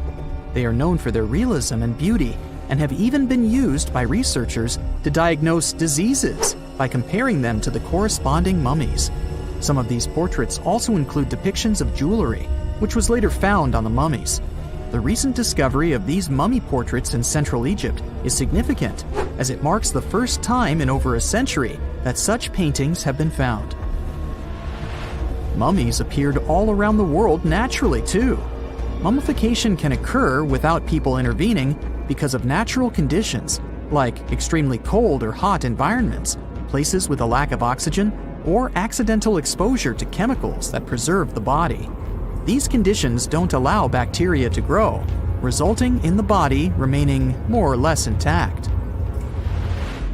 Famous Otzi was one of these mummies. We know today he was a man who lived around 5,000 years ago in Europe. But upon his discovery in the Alps in 1991, Austrian authorities initially believed that he was a modern mountaineer because of how well preserved the body was. However, after the Iceman was removed from the glacier, it was determined that he was actually from the Copper Age. Egyptian archaeologists made an extraordinary discovery near Cairo just recently. Drumroll, please. The most ancient and most complete mummy yet discovered in the country. Yes, they were keeping it under wraps. The 4,300-year-old mummy was found in a group of tombs close to the Step Pyramid of Djoser, dating back to the Egyptian Old Kingdom. It was covered in layers of gold. The team also found several other tombs, including one belonging to an ancient Egyptian official and another belonging to a secret keeper who had the power to perform special ceremonies. Another interesting tomb was that of a writer, which featured the largest statues ever found in the area. This vast burial site is also home to more than a dozen pyramids and resting grounds. Probably one of the most famous mummies in the world is that of Hatshepsut. She ruled Egypt like a boss for around 20 years, building all sorts of impressive buildings and creating new trade routes. But when archaeologist Howard Carter found her tomb in the Valley of the Kings, her sarcophagus was empty. However, Carter did find 2 coffins in another tomb, one of which belonged to Hatshepsut's wet nurse and the other to an unknown woman. In 2006, a team of specialists decided to investigate whether that mysterious lady was the queen herself. They found a molar tooth in a wooden box with Hatshepsut's name on it, and when they compared it to a gap in the mummy's mouth, it was a perfect match. Ramses II was a pretty impressive ruler, but it was his mummy that eventually made history. Now, we don't hear too much about his daddy. Okay, I'll stop. Ramses is considered to be the most powerful pharaoh in all of Egypt, as he reigned for a whopping 6 decades. He also lived to be over 90 years old. Now that's pretty amazing, considering the time he lived in. Ramses II supposedly had over 100 offspring too. Talk about a big family. When he passed away, his body was originally buried in the Valley of the Kings, but some sneaky guys tried to rob his tomb of all his treasures. Officials back in the day weren't having any of that though, so they moved his body to a secret location to keep it safe. Fast forward to the 1800s, and Ramses II's mummy was discovered along with a bunch of other rulers and important officials. But it wasn't in the best condition, so archaeologists flew it to Paris to get it, pampered. Problem was, he couldn't just be transported into another country. The only solution available was to give Ramses II his own passport. His occupation was listed as king, and the document even featured his photo. Most mummies aren't necessarily known for having the most hydrated skin. But that of an ancient woman, also known as Lady Di, proves otherwise. No, not that Lady Di. This wealthy lady from ancient times was discovered in an ornate tomb in 1971, and she looked fabulous, if we can say so about a mummy. Thanks to the special conditions in her tomb, like the moisture in the environment and the lack of oxygen, her body was almost perfectly preserved. Her skin was soft, her hair was on point, and she was still flexible. The museum that now proudly displays her mummy also shows a ton of fancy items that were buried with her, like dinnerware and musical instruments. Archaeologists investigated the mummy further and discovered that she passed away from a heart attack at around 50 years old. Even though it hasn't been around for over 2,000 years, Lady Di is still making history. The mummy of Otzi the Iceman was discovered in the Alps in 1991. Austrian authorities initially thought he was a modern mountaineer because he was so well preserved. Turns out, he was actually from the Copper Age. He was found in a mountain pass over 10,000 feet above sea level. Through studying his mummy, we've learned so much about life in Copper Age Europe. For example, we know that he was a native of Central Europe and enjoyed eating meat. He also suffered from arthritis, narrowing arteries, and intestinal problems. But he likely used acupuncture and medicinal herbs to treat these conditions. And apparently, he was pretty handy with tools. He sharpened them just days before his untimely demise. Who knows if he was expecting trouble or just getting ready for some routine work. Now, King Tut and his story is most likely the one that made all mummies famous. This pharaoh passed away at the young age of 19, more than 3,000 years ago. But his mummy is still one of the most well-known in the world. When his tomb was opened in 1922, people went wild because it was still intact, unlike many other royal tombs. It had some seriously blinged-out coffins, including one made of solid gold.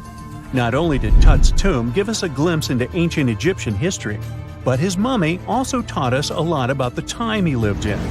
DNA analysis helped identify his parents and revealed that the pharaoh had a rare bone disorder that might have made walking a bit tough.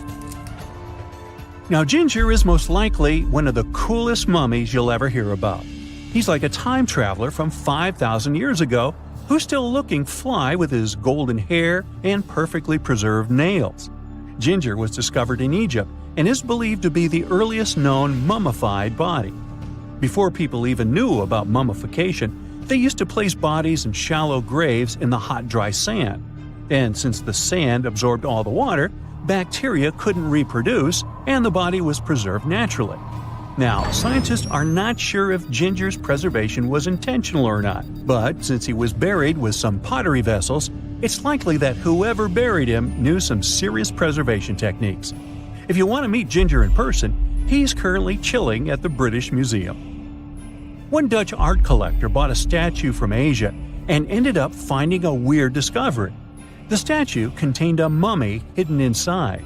Unfortunately, the body was too fragile to move, so they had to leave it there. The coolest part is that this mummy is over 1,000 years old and was on display for 200 years before being encased in the statue. When scientists did a CT scan, they found out that the mummy was filled with paper scraps covered in writings. Experts think he might have done this thing called self-mummification, which is a pretty intense process involving a special diet and tea that makes your body less prone to bacteria. Only a few people could handle this ritual, and those who managed to do that were seriously respected. No other Egyptian queen has baffled scientists and historians like the stunning Nefertiti. Based on her statues, she was known for her slender neck, wide eyes, and high cheekbones. Her name translates to "the beautiful woman has come." Talk about living up to your name, huh? Even though she wasn't a pharaoh herself, Nefertiti still managed to leave a lasting impression. Written records suggest that, as a wife and queen, she held an incredibly influential role. Because of her power, she was indeed admired, but she also managed to make quite a lot of enemies throughout her life. She was also related to King Tut, but not biologically. Rather, she was his stepmother. So far, locals have yet to identify her mummy, but that may soon change. A local Egyptologist who has been busy excavating tombs in the Valley of the Kings has found two mummies that he believes could be Nefertiti and her daughter. According to specialists, we may soon finally get a definitive answer about the identity of these two mummies. And if one of them does turn out to be Nefertiti, we could be in for a real treat. DNA analysis and CT scans of the mummy could give us the most complete and accurate image of the queen that we've ever seen. It's crazy to think that we've only scratched the surface of what lies beneath modern-day Egypt. Nefertiti ruled during a time of great power and prosperity in Egypt, but unfortunately passed away in a period of social turmoil, leading to her gravesite being lost. Now, where's my mummy? It's nighttime, and you're about to walk inside Pharaoh Tutankhamun's final resting place. You know, King Tut. You don't have a torch, but at least you came with a flashlight. You walk down several flights of stairs and observe how the walls are carved in hieroglyphics and what looks like a spell. Those who take anything from this place will be doomed for life, the spell says. Even if you don't really believe it, this scares you a little bit. You find a huge stone door. Is it a trap? You manage to open it, but oh no, it's only an empty chamber. You check your map. It seems like you're heading in the right direction. After what feels like hours, you realize you must be trapped inside a labyrinth. You try to retrace your steps, but you can't find the door where you came in from anymore. That's it, you think to yourself. You've fallen for the Pharaoh's trap. What's worse, you didn't bring a lunch. Okay, so we've all seen Hollywood movies where the main character is exploring ancient ruins and faces some seriously dangerous traps, right? We've been told Egyptian royalty protected their final resting places with venomous scorpions and snakes, sliding doors that will trap you for life, and giant rolling boulders that will crush anyone on their paths. The thing is, were these traps truly real? Well, I regret to be the one to break it to you, but this is all fiction. These elaborate traps were too technologically advanced for ancient civilizations to pull off. That is not to say, however, that there weren't any traps at all. Ancient civilizations, like the Egyptians and the Mayans, are known for their practice of building entire monuments dedicated to the ones who had passed away. These structures would often reflect the position of person occupied in society. So, for the really important people, the VIPs of their times, massive monuments were built to host their bodies long after they were gone. Some of these civilizations believed that a person's life would continue on the other side of the veil. For that reason, a person would be buried together with the belongings of their current life. If they had a lot of money and power and stuff, that meant their resting places would be filled with riches and gold. Now imagine if you lived in ancient Egypt and you knew exactly where all the pharaohs' tombs were located and had heard rumors of the amount of wealth kept in these places. Maybe you would be tempted to go check it out, right? We're talking about large rooms filled from floor to ceiling with golden artifacts, jewels, and even money. I mean, it does sound tempting. And since there weren't any security guards protecting the entrance of these places, Egyptians needed to get creative as to how they would protect these riches. These old civilizations found some traps to be useful. A recurring one was building empty rooms inside the monument to confuse a burglar. Now, let's take a look at Amenhotep III's final resting place as an example. It was built in the city of Luxor, in a spot also known as the Western Valley of the Kings. Two French engineers originally discovered the monument between 1905 and 1914 CE. The structure is huge and has more than 10 chambers, connected by long corridors and steep stairways. The King's Chamber is the most hidden one, and for an outsider to try and find it, they will probably enter a lot of empty rooms beforehand. Other pharaohs tried to protect their riches by commissioning monuments with false doors concealing pits that were up to 20 feet deep. This way, an unwarned and unwanted visitor would be surprised by the deep hole on their way to the king's resting chamber. Alongside false doors, pharaohs made sure to build labyrinth-style corridors and false walls. This way, robbers could take hours or days before they found the king's real chamber. As to pits with poisonous snakes on them, if there were any reptiles inside these monuments, they probably got inside on their own and would most likely not stay there for long. There is no way snakes would survive years and years without food inside these pits. So yes, another Hollywood-induced belief right there. If these traps seem boring to you, archaeologists did find an interesting deterrent in the final resting place of the Red Queen of Palenque in Mexico. Palenque was one of the most powerful Mayan cities in pre-Columbian Mexico, and the Red Queen was believed to be the grandmother of the last Mayan king, undoubtedly a person of immense importance to the empire. In her honor, a huge monument was built to keep her body after her passing. The discovery of the tomb itself was already thrilling. Archaeologists found an ancient monument when digging at the site back in 1994. The first thing they found was a room with a hidden door. Once they opened the door, they discovered a long corridor. Finally, at the end of this corridor was the Queen's chamber. The team of archaeologists was beyond excited to unearth this chamber with the mummy of the Queen herself still inside it. They found her to be accompanied by her pearls, jade shells, and expensive rocks. But as the team explored the remains, they saw something rather strange. The room was filled with a red-colored powder. Researchers knew that the color red was important to the Mayan people, and that much of their clothing and buildings were decorated with this color. But they didn't understand why the queen was buried with this unknown red substance. After they took a sample back with them for further analysis, they discovered that the red powder was cinnabar, a very dangerous mineral. This powder, when inhaled, can cause, shall we say, severe health damage to a person. The team concluded that this could only be a trap for anyone trying to steal her riches. Okay, so dangerous powders might have worked as the most intense traps we've seen until now.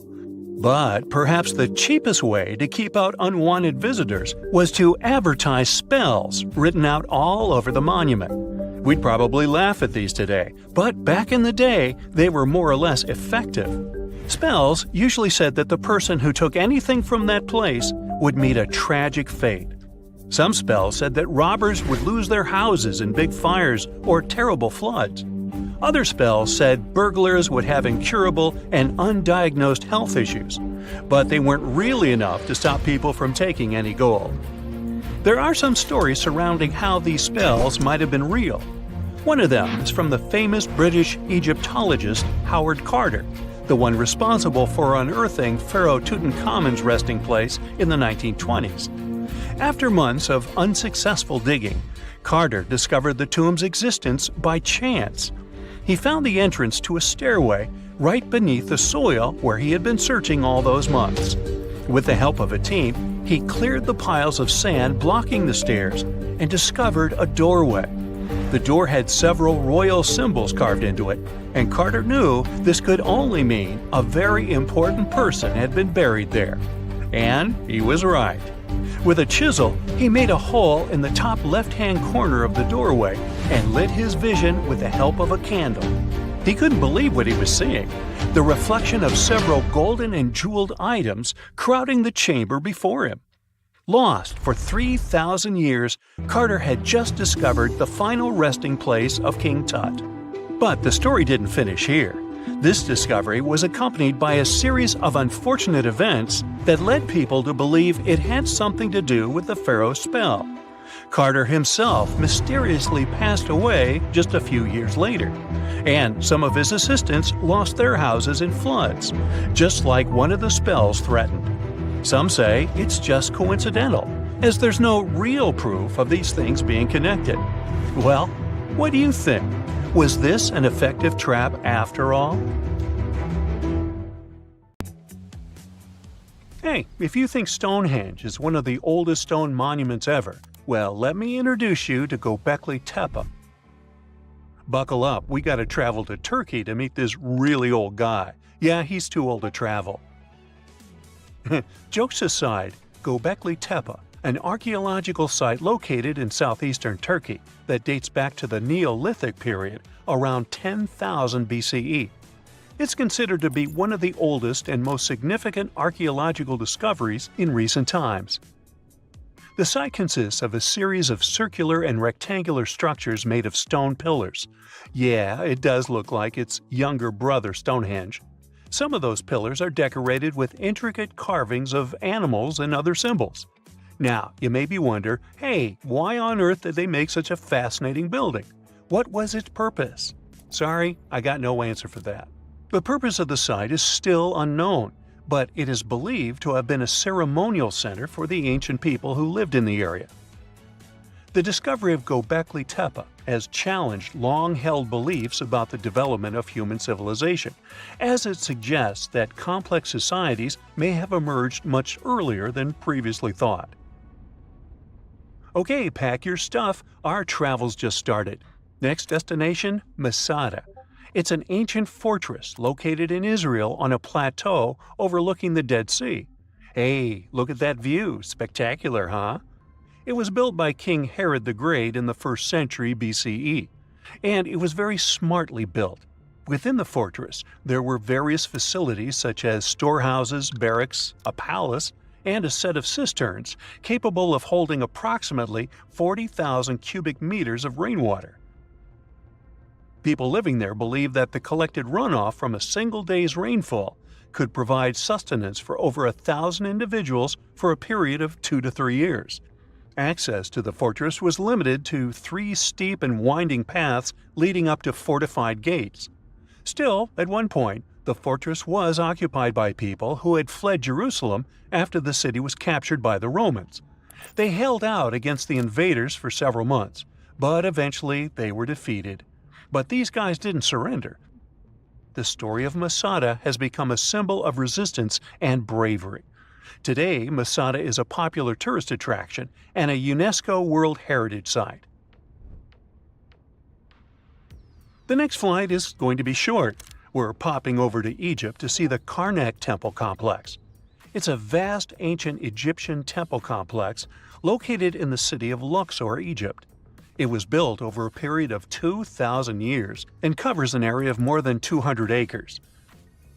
The complex is dedicated to the worship of the deity Amun-Ra. Wait a minute, that should be Amun-Ra, and it was one of the most important religious centers in ancient Egypt.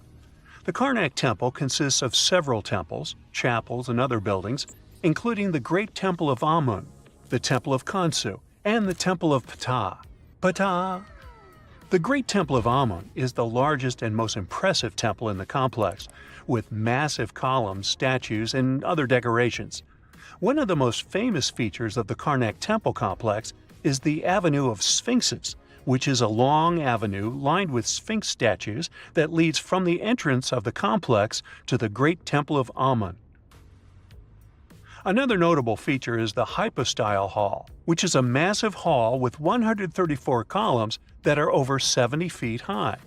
The Karnak Temple Complex is a popular tourist attraction and a UNESCO World Heritage Site. It's considered one of the most important archaeological sites in Egypt and provides a fascinating glimpse into the religion and culture of ancient Egypt. Hey, we can't hop on the next flight and leave Egypt until we see the Pyramid of Djoser. It has another name, by the way. It's also known as the Step Pyramid. This ancient Egyptian site is located in Sahara.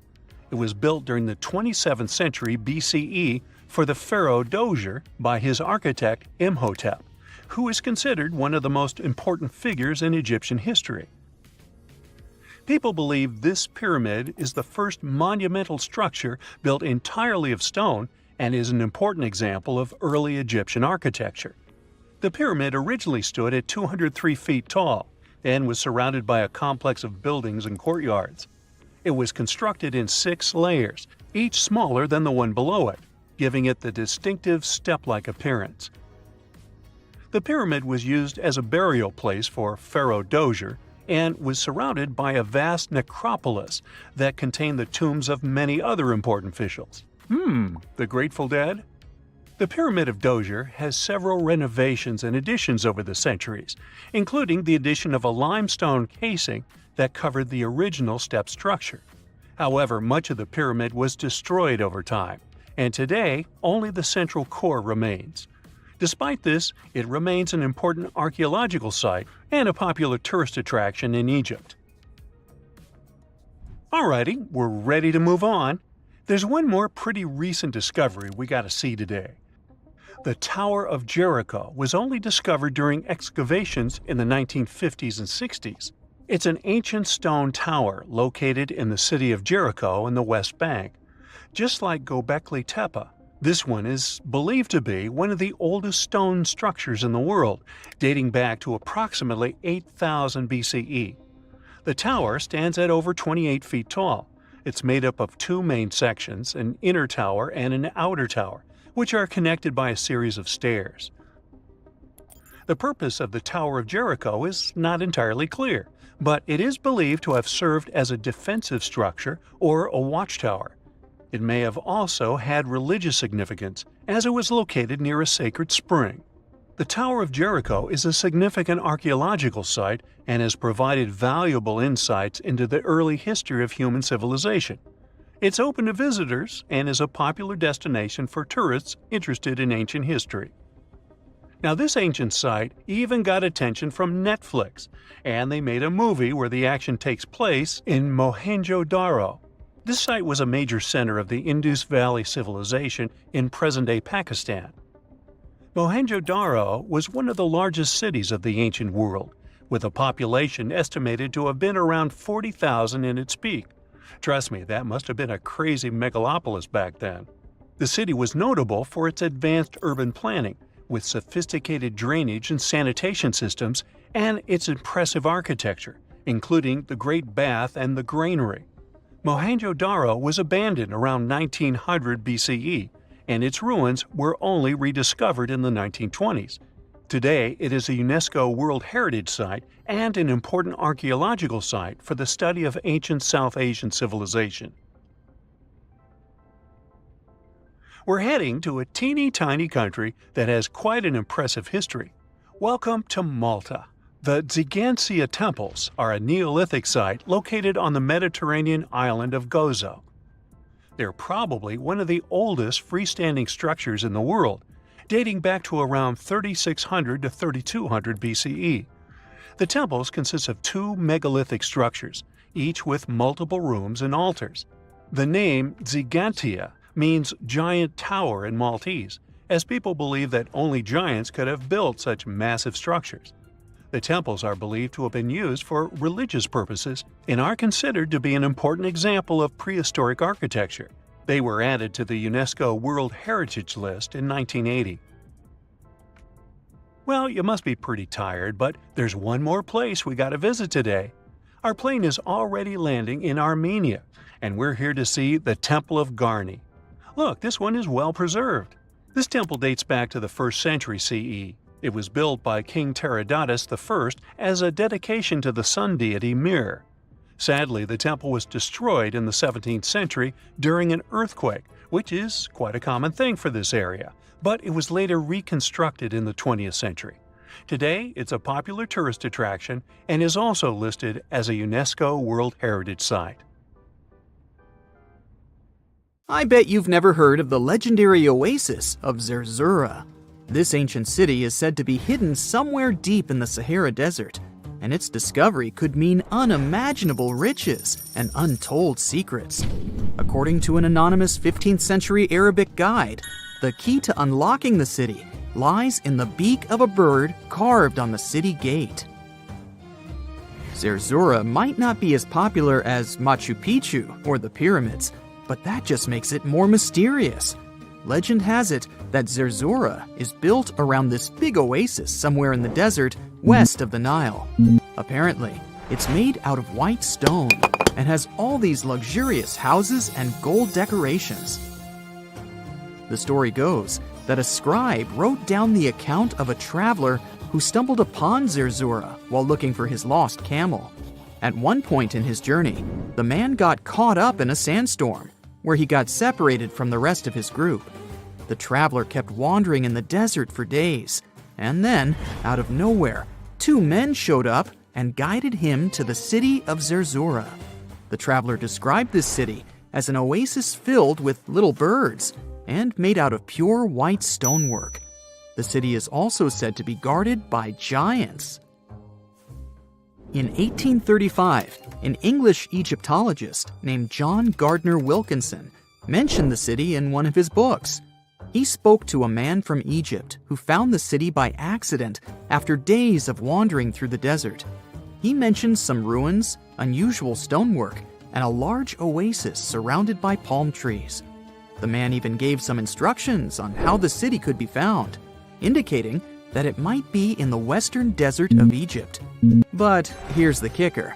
Even though a group of explorers went out to find Zerzura, they didn't succeed. At the same time, they did stumble upon a bunch of previously unknown oases.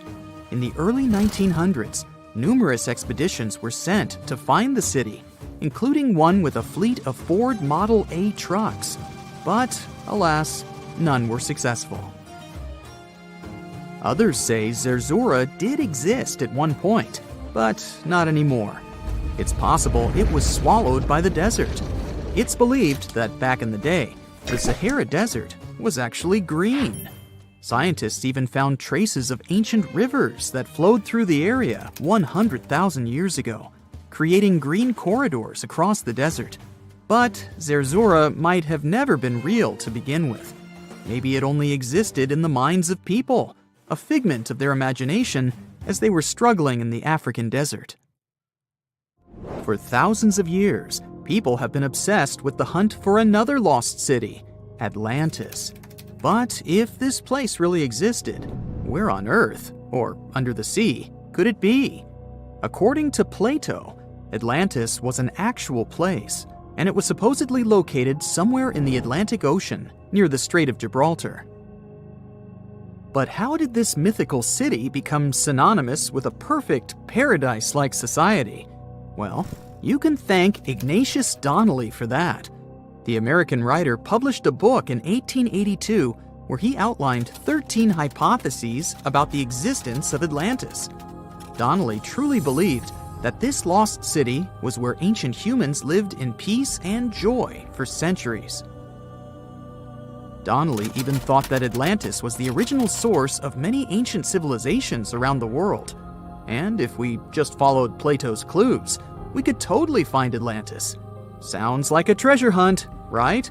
What inspired Donnelly to go on this quest in the first place, you might ask? Apparently, an amateur archaeologist discovered the city of Troy, using Homer's The Iliad as a guide. Well, if Troy was real, then why not Atlantis? Back in the day, some people believed that America was the legendary Atlantis. Columbus really stirred up some excitement when he brought back news about the New World to Europe. But the real hunt for Atlantis didn't really start until the 20th and 21st centuries. Some people tried to connect the dots between a volcanic eruption on the island of Santorini and the destruction of Minoan settlements. But in 2018, a team of investigators claimed they had nailed it, announcing they had discovered concrete proof that Atlantis had existed. What was their evidence, you ask? A series of mysterious circles in a national park in Spain. But the circles turned out to be nothing more than experimental ponds for studying zooplankton. Let's face it, there's no real evidence that Plato's lost city of Atlantis actually existed. But it doesn't make searching for it any less exciting, does it? The Fountain of Youth isn't a lost city per se, but it is another mythical location that many have claimed to have stumbled upon over the years. Long ago, people were obsessed with the idea of living forever, or at least extending their lives as much as possible. Each culture had its own wild story, like the Greeks talking about a magic fountain that let people live longer, or Alexander the Great finding a river of paradise that could heal the wounded. Japanese legends spoke of hot springs that could make you young again, while the Caribbean locals talked about the restorative powers of the water in one of their own mystical lands. Explorers searched far and wide for these magical waters, but nothing. Probably the most famous of all was the story of the Spanish explorer Juan Ponce de Leon, who thought he'd found it in Florida. Now, Ponce de Leon was quite a character. He sailed with Columbus, and became an important figure in the area now known as the Dominican Republic. He found gold in Puerto Rico and even became the island's administrator. But when the ruler of Spain decided to replace him in his duties, he got upset and decided to explore Florida, looking for gold and the elusive Fountain of Youth. He explored the Bahamas, but sadly, he didn't find any gold or magic water. He did, however, make his way to Florida. He explored the coast and even discovered the Gulf Stream. Unfortunately, his last expedition didn't go well, and he was wounded. But the legend of him searching for the Fountain of Youth lived on. Even though historians don't think he was really looking for the Fountain of Youth, thousands of people visit the Fountain of Youth Archaeological Park every year to try the sulfur-smelling water. It's the oldest attraction in Florida, which has been around since the 17th century. Some say the water has unusual properties, but I'll leave that up to you to decide after you visit this place. Norse mythology has its own mysterious land called Thule. It's said to be somewhere between Scandinavia and Iceland, where the sun barely shines and the cold bites hard. The folks there survive on a diet of millet, herbs, fruits, and roots, washed down with a grain and honey brew. As for its exact location, scholars can't seem to agree on it to this day. The legendary ancient Greek explorer Pytheas was said to be the first to stumble upon Thule during his quest for tin mines. He sailed his way up north, passing by Scotland, and after 6 long days of sailing, he reached Thule. The people there, according to Pytheas, were quite primitive, but that's no surprise since they were just simple farmers living off the land. They showed Pytheas where the sun set on the shortest day of the year. They also told him that in winter, the sun never rose at all, and in summer, there was no night. For many years, historians have been debating the true identity of this mythical land of Thule. Some say it's Iceland, while others claim it's Norway. A little bit of progress has been made recently with the help of a team of researchers. If their findings are correct, Thule might be the elusive island of Smola. That's farther south than any of the Norwegian islands that were on the list of contenders. It may be too soon to celebrate, but it does look like Thule has finally been found. Before we get into the reason why and how there are pyramids all around the world, let's talk about some of the examples. I'll start with the Pyramid of the Sun in Mexico. These folks really knew how to build a city. Their well-planned urban center spanned over 7 square miles and boasted several pyramids. But the Pyramid of the Sun is the most impressive. This giant pyramid was built way back in 100 CE and is one of the biggest structures of its kind in the whole Western Hemisphere. It's so big that it's 216 feet high above the ground.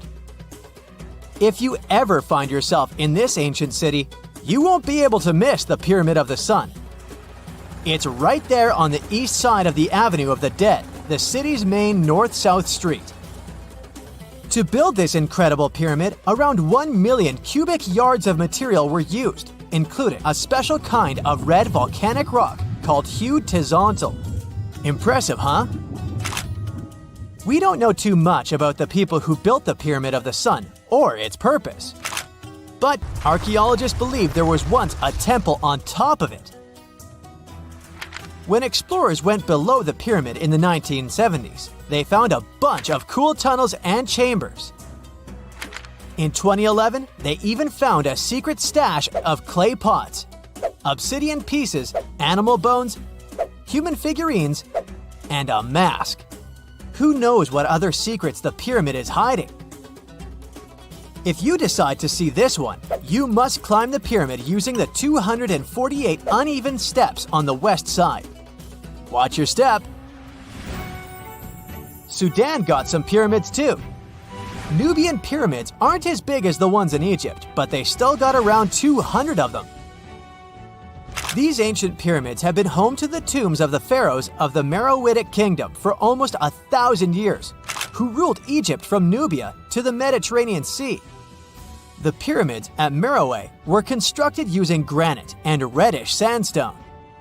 Oh, and did you know that Sudan has more ancient pyramids than Egypt? The Kushite pyramids depict the indigenous architecture and burial traditions of Nubia's Napata and Meroe kingdoms, which ancient Egypt influenced. Meroe, the burial site of over 40 queens and kings, is the most extensive Nubian pyramid site. The tomb walls depict mummified royals bedecked in jewelry, their wooden caskets containing bows, quivers of arrows, and other artifacts pointing to the Meroitic relationship and trade with Egyptian and Greek civilizations. So if you're looking for some ancient tombs to explore, you may consider skipping the crowds in Egypt and heading on down to Sudan. Let's fly to Iraq to see some more pyramids. Ziggurats have fancy receding layers and tiered temples. Instead of a smooth exterior, it has tiers like a cake. Perfect for all the important work and rituals that went on inside. You can find these towering structures scattered throughout Iraq and Iran, and they're a real testament to the power and skills of the people who built them. One of the biggest and most impressive ziggurats is the ziggurat at Ur. It's basically a giant rectangular pyramid that stands a whopping 70 to 100 feet tall, with 3 levels of terraces and a temple on top. Can you imagine how many baked bricks it took to build that thing? Try 720,000 for just the lower portion. This particular ziggurat was built for Sumerian king Ur-Nammu. Similar to other ones, this pyramid has been around for thousands of years, so it got a little rough around the edges. Thankfully, the Babylonian king Nebuchadnezzar II and some archaeologists came to the rescue in the 6th and 20th centuries respectively, and now you can find this near Talil Air Base. The ziggurat at Ur was built in 2100 BCE by King Ur-Nammu for the moon deity Nana. It was the tallest building in the city, and you could see it from miles around. It was like the medieval cathedral spire of its day. People would come here to bring their agricultural surplus and get their food allotments and seek spiritual nourishment. Sadly, the Nana temple at the top of the ziggurat didn't survive, but we do have some blue glazed bricks that may have been part of its decoration. The lower parts of the ziggurat are pretty amazing though. The architects even included holes in the temple's baked exterior to let the water evaporate from its core. Since we explored some of the pyramids on our planet, let's take a broader perspective. They can be found in many parts of the world. Egypt has over 100 pyramids, double that number in Sudan, and dozens of others are scattered in the Middle East and China. The Americas have the most pyramids in total, with more pyramids than the rest of the world combined.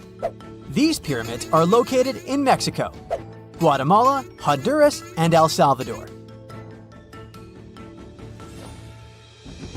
Time to know more about the evolution of pyramids through history. The oldest pyramid is in Egypt. This pyramid was a step pyramid, which was created by placing one layer of stone on top of another. The pharaoh Sneferu is credited with creating the pyramid shape we recognize today. During his 45-year reign, he built 3 pyramids. His first 2 attempts failed, but he finally got it right with the Red Pyramid, which is considered the first true pyramid. It was Sneferu's son, Khufu, who built the Great Pyramid of Giza, which was the tallest human-made structure on Earth for almost 4,000 years. Latin American pyramids are similar to early Egyptian step pyramids, but they were built independently, with no knowledge of each other. The pyramids in Sudan were built around 700 BCE and are tall but much narrower than those in Egypt. How in the world did all these civilizations build these things without even texting each other? After all, the Aztecs, Mayans, and ancient Egyptians were about as different as possible. But despite their cultural differences, they all seem to agree on one thing. Pyramids were pretty cool. Step pyramids are all around the world because they were the most feasible and stable way to build large and tall structures without access to lighter building materials like wood and metal. The triangular form with a square base is the best way to build a sturdy structure, and having a cube structure would require more material for less height. Now, when it comes to pyramid design, the Egyptian pyramids were like giant triangles with a square base, smooth sides, and a pointy top. On the other hand, the Aztecs and Mayans went for a tiered cake look, with steps leading up to a flat platform on top. So, while all these pyramids share the same basic shape, they have their own unique flair. Each group built its pyramids using different materials, techniques, and slope angles. So while they may have been inspired by each other's work occasionally, they were just doing their own thing. Egyptian pyramids had smooth, angled sides that were designed to help the pharaoh's soul ascend to heaven. The Pyramid of the Sun was built over a series of caves that served as a passageway for the deities. The Maya built the temple of Kukulkan in Chichen Itza to honor the deity Kukulkan, usually represented by a serpent. Nicknamed El Castillo, it has 91 steps on each side, plus a platform. That's 365 steps, one for each day of the Mayan calendar. Tell me, Brightsiders, how were pyramids built? To begin with, humans made them, not a foreign race from space that landed on Earth. You see, one thing that all pyramids have in common is that they were built without advanced tools or even the wheel. It took a lot of people to build them, including skilled laborers and architects. For example, it's estimated that 20,000 people built the Great Pyramid of Giza, and it's believed that most of them were skilled laborers. Building pyramids was a massive undertaking that required years of planning and effort. The Great Pyramid at Cholula, Mexico, took 600 years to complete.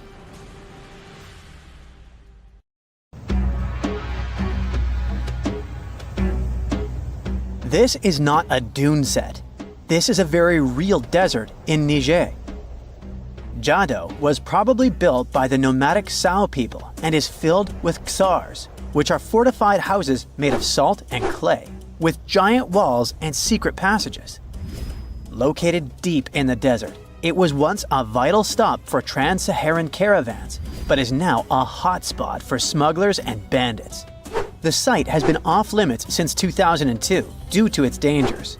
The origin of the ksars remain a mystery. No archaeological studies have been conducted, leaving many questions unanswered. Even today, shifting sands reveal and conceal parts of these ancient ruins, fueling local speculation about what might still be hidden beneath the desert. Speaking of connective tunnels, scientists were blown away by the discovery of lava tubes in Saudi Arabia. These underground passages form when molten lava cools down. Researchers believe that ancient nomadic groups may have utilized these tunnels to survive the super harsh desert climates. While excavating the tunnels, archaeologists uncovered artifacts, rock art, and skeletal remains. The art and animal bones show that the people who used the tunnels were probably sheep and goat herders. They're still piecing together whether these groups lived in the tunnels for extended periods or just used them as temporary shelters. The Great Pyramid of Giza has been standing for thousands of years, but it's still hiding secrets. Using special scanning technology, scientists found two hidden structures under an ancient burial ground. The first is a shallow L-shaped structure, and below it is a much larger space that could be a final resting place or a chamber. The smaller structure was filled with sand on purpose, while the deeper one might be an empty chamber. Experts believe the two are connected, possibly as an entrance leading to a secret chamber. This is big news because it might give us some more insight into who built the pyramids and why. The world is full of ancient writing, but some messages refuse to give up their secrets, like the mystery of the Bash Plemi tablet. This unusual stone pulled from a lake in Georgia, is covered in symbols no one can read. Even with modern technology, experts are completely stumped. The tablet is about the size of a book, with 60 symbols carefully carved into its surface, but 39 of them don't match any known language. Some resemble scripts from ancient civilizations in the Middle East, India, and Egypt, but none are an exact match. To make things even trickier, part of the tablet is broken off, meaning a piece of the puzzle is missing forever. To rule out a hoax, scientists studied the tablet closely. They confirmed it's made of vesicular basalt, an extremely tough local rock. Whoever carved these symbols must have been really skilled. Based on similar archaeological finds, experts believe the tablet could date back thousands of years, possibly to the late Bronze or early Iron Age. Some symbols repeat, which could mean they're numbers. Maybe it's an inventory list, a record of battles, or even an offering to the deities. Until someone cracks the code, the Bashplemi tablet remains an unsolved mystery from the depths of history. Experts are still stumped with what this Minoan disc might mean. The Phaistos disc is one of the most mysterious finds from the Minoan civilization. This 6-inch clay object, discovered in 1908, has strange spiral markings that no one has fully decoded yet. The disc has 241 symbols on both sides, showing everything from people and animals to tools and plants. Experts have come up with many theories about what the symbols mean. Some think it's an early form of Greek. Others suggest it's a prayer or a hymn. And some even believe it could be a letter from a king in Anatolia to a Greek ruler. Let's see who will be the first to figure this out. It's always a fun day at an archaeologist's office when they find something as big as a 2,000-year-old marble head. A French archaeologist mission went digging inside an old medieval house near Alexandria in Egypt and found a statue's head depicting an old, possibly ill man. This statue dates from the last Egyptian dynasty before it became part of the Roman Empire, and the site where it was found is associated with the likes of Cleopatra and Mark Antony. For archaeologists, even the smallest finds at this site means a lot. You've heard of Lucy, right? The Australopithecus that was an early ancestor for us humans. Well, scientists found some of her species' footprints somewhere in Tanzania. The so-called Laetoli footprints are over 3 million years old. The trail stretched 88 feet and has about 70 footprints, left behind when a bunch of early humans walked across some wet volcanic ash. What's cool is that these early humans were already walking on 2 feet, like us, not all hunched over like apes. The close spacing of the prints shows they probably had short legs and a shorter stride than we do today. In an ancient Egyptian temple, archaeologists uncovered a shrine unlike any other, a place dedicated to falcons and 2 mysterious deities. One deity had a falcon's head, while the other wore a crown with a sun disk and cow horns. But the most baffling discovery was an inscription that read, "It is improper to boil a head in here." At the heart of the shrine, there are 15 headless falcons carefully arranged on a pedestal, likely as offerings to the falcon-headed deity. One theory suggests the birds were boiled first, perhaps to pluck their feathers, before being placed in the shrine, following the strange rule carved into stone. Archaeologists also found a 13-inch iron harpoon nearby. Its true purpose remains unknown, although the shrine also held remains of fish, mammals, and bird eggs, suggesting that the rituals may have included feasting. And speaking of ancient Egypt, meet Hathor. Scientists named her after the ancient Egyptian deity of motherhood, music, and singing. This wooden statue, housed at the Metropolitan Museum of Art, was thought to be just a beautiful artifact, until a surprising secret was uncovered. Using an X-ray machine, experts found a mechanical operating system inside it, with pulleys and axles connecting her shoulder to her left leg. When activated, the system made her hand raise and lower, an engineering marvel from over 3,000 years ago. The statue was created during Egypt's Middle Kingdom, around 1800 BCE, and is often compared to 19th century automata due to its advanced design. It's believed the statue was used in religious ceremonies, symbolizing Hathor's role in dance and music. An unexpected discovery happened in northern Kuwait, where a Kuwaiti-Polish team uncovered a mysterious 7,500-year-old statue. The statue features an elongated skull, no mouth, narrow eyes, and a flattened nose. This feature is thought to be an Ophidian figurine, named after the Greek word for snake, and it was likely made by the Ubaid culture, a civilization known for their pottery skills. While no one knows exactly what role this weird statue played, it might have been linked to rituals or symbolic practices. Some scientists think these figurines, found in homes or final resting places, were tied to important cultural beliefs. We couldn't mention unresolved mysteries of this world without speaking about these elongated skulls. In the deserts of Peru, researchers uncovered 5 ancient skeletons, 2 with unnaturally elongated skulls. While head shaping was common in many cultures, these skulls defy explanation. Local legends tell tales of the so-called gentiles, a mysterious race banished underground by the powerful deities. Some say this is what the skulls represent. Others think this is some type of genetic anomaly, which was confirmed after finding an infant skull, too large to be artificially shaped. Recently, scientists made an astonishing discovery that might solve Stonehenge's mystery.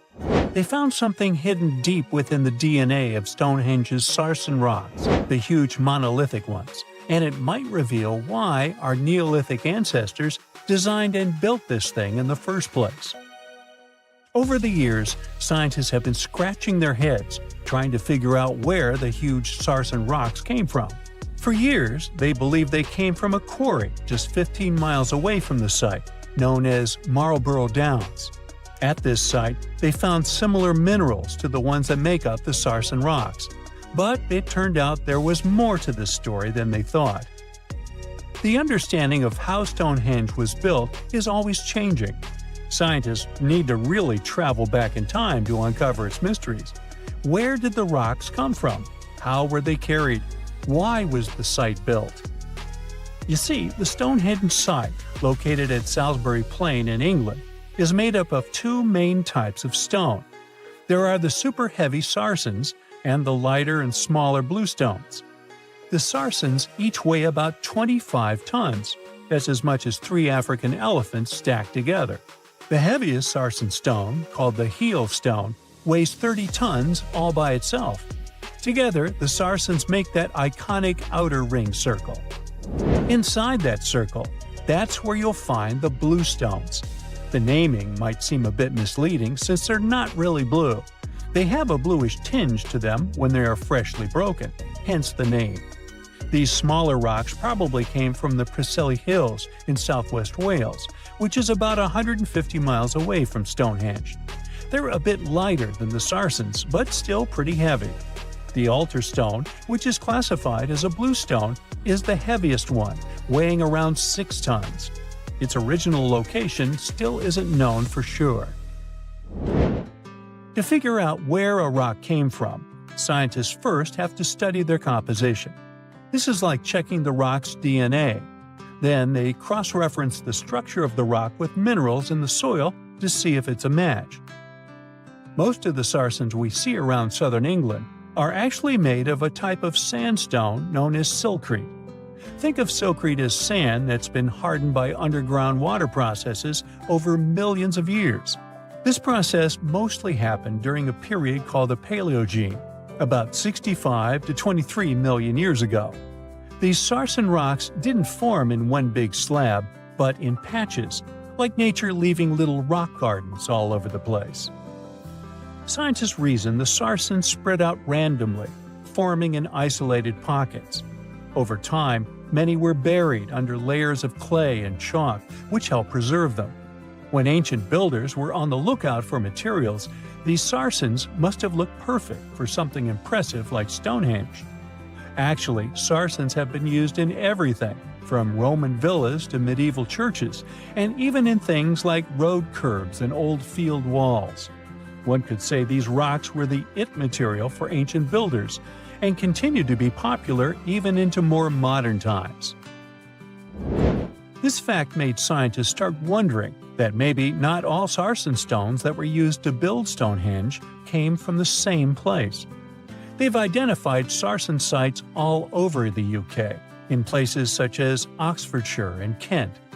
After hundreds of years of studying the sarsens, geologists finally had the right type of technology to determine the origin of the stones. Now, I wish I could tell you that it was some undisclosed location very far away from the site. But, as it turned out, the sarsens were originally from Westwoods, the forest near Stonehenge. A new factor came into play when excavations uncovered empty stone holes, showing that at least 6 bluestone pillars were removed from a Pressley Hills site called Wan Main in prehistory. They had a stone circle over there, and it's believed that some of Stonehenge's rocks were recycled rocks from this more ancient circle. If this is true, it might be that Stonehenge is part of a much larger landscape of ancient sites. If this is the case, then Stonehenge is just the cherry on top of a much larger scale project. Think of it as the sacred centerpiece of an entire landscape of monuments, mounds, stone circles, and things. This is why scientists want to find out where the rocks came from so badly. It could lead to why and how Stonehenge was built. Now, Stonehenge didn't just pop up overnight. It was built in several stages over hundreds of years. It's likely that it wasn't a single unified vision, but more like a big community project that evolved over time. With each generation, the builders brought in their own ideas, creating a stone structure that would last for ages. The first stage was around 3100 BCE. That's when people dug out a circular ditch and likely set up some bluestones as sort of a starter ring. Later, they added the sarsens and even topped some of them with horizontal stones to form those famous arches you see today, also known as the trilithons. These ancient builders had some challenges on their hands. How would they move the rocks? There's an old theory known as the ice road that suggests that the rocks were moved by natural icy pathways that formed during the winter. This way, they could slide the rocks down all the way to Stonehenge. But hey, if we're talking about a distance of over 100 miles, that's not too realistic. Anyways, this theory was debunked because it was warmer back then than it is today. There's also the river theory, which suggests that the rocks were floated along the river from the quarry to the site. But if we're talking about sarsen rocks, they're too heavy to float. So there goes that theory. What we're saying is, no one knows how the rocks were moved. Another interesting science tidbit came from all the research done in Stonehenge. A recent laser survey of the stones revealed the different stone working methods used, and has shown that some of the parts of the monument were more carefully finished than others. In particular, the northeast side and the inner faces of the central trilithons were finely dressed. FYI, a trilithon is one of Stonehenge's most famous shapes. It's when 2 huge monoliths receive a third one on top of them, connecting the 2 together. This fancy word is simply Greek for having 3 stones. But anyways, the bigger question, and the reason Stonehenge is so famous, is why it was built in the first place. Theories are all over the place, and some sound like they're straight out of a sci-fi show. So here's a rundown of the most popular ideas. There's, of course, the solar calendar theory. This one supposes that the stones are aligned with the movements of the sun, especially during the summer and winter solstices. During the summer solstice, the sun rises to the left of the heel stone, that's the lone stone outside the main circle, lighting up the entire monument. Some say it's the ancient version of a calendar, marking the year's longest and shortest days. Some archaeologists think Stonehenge might have been an ancient healing center. Pieces of bluestone have been found chipped away, possibly by people who believed they had healing powers. The theory goes that people traveled from all over to come to Stonehenge in hopes of a cure for whatever was ailing them. There's also some speculation that Stonehenge was the place to be. Think of it as an ancient gathering spot. Some evidence suggests that communities from distant areas traveled to Stonehenge for gatherings, feasts, and ceremonies. Studies of bones found near the site show they came from all over Britain, making it a sort of prehistoric meetup location. So, you've just finished your sightseeing tour of Edinburgh, Scotland, or Scotland. It lasted just under an hour, and you're hungry for more. You ask your guide if there's anything else to see, and they start talking about a mysterious underground city. You ask how long it takes to get there, and you're shocked by the guide's answer. You're standing on it. It's right under your feet. South Bridge? But you were just there and didn't notice a giant arrow pointing down. So this is where the mystery starts. The story begins in the mid-1700s. The Scottish capital wasn't as big as it is today. Only 60,000 people lived around Edinburgh Castle. All of them were packed inside medieval walls, and they say today's cities are overpopulated. Get a load of the living conditions back then. The buildings were tall, so there was little natural light. Some houses had 14 stories. Cows walked the narrow winding streets, and livestock. Things were so bad that the famous English writer Daniel Defoe noted, "I believe that in no city in the world so many people have so little room." Yep, that's the guy who wrote Robinson Crusoe. Well, something just had to be done. The solution was to build 2 long bridges to the north and to the south of the city. The names they gave the bridges were more descriptive than colorful. The bridge to the north was completed first. In 1785, construction on the second bridge got underway. It was going to connect the main pedestrian street in the north with the university buildings in the south of Edinburgh. But don't think of this construction as a modern bridge over a river. It was more of a viaduct, a type of bridge that connects 2 hills across a valley. The word viaduct comes from Latin, as Romans were pioneers in building these structures. Their capital was built on 7 hills. And just to be copycats, Edinburgh also straddled 7 major hills. Only 2 are visible today because the city has been built up.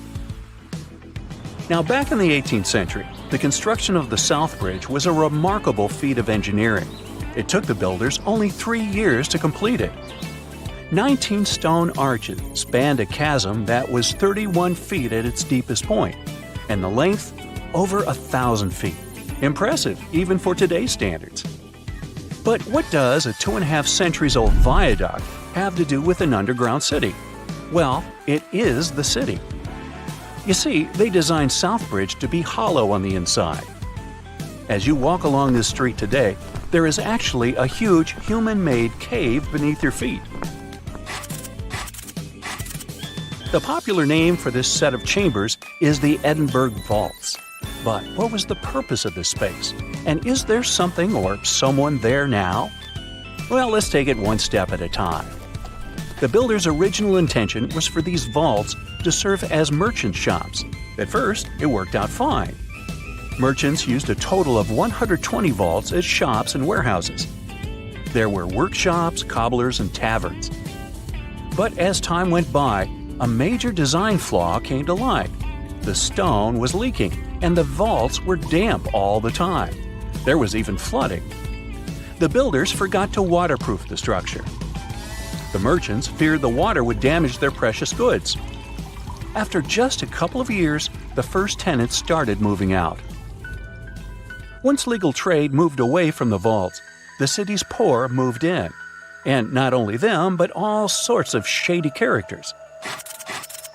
Historians don't know much about this period, since there are no written records. But even the squatters had to leave soon. If you couldn't do business in these vaults, how could you live in them? It was damp and cold, and there was no ventilation, sanitation, or natural light. It really stunk. Every real estate agent's worst nightmare. Just 30 years after their completion, the South Bridge vaults were abandoned once and for all. But at a street level, business was as usual. The officials decided to fill the vaults with rubble for security purposes. Buried and forgotten, the memory of a once teeming merchant quarter of Edinburgh slowly faded from people's minds. Now, this is where the story gets a bit weird. During the 1980s, a Scottish rugby player accidentally found a tunnel leading into the vaults. The athlete didn't waste any time and started excavating the vaults with the help of his son.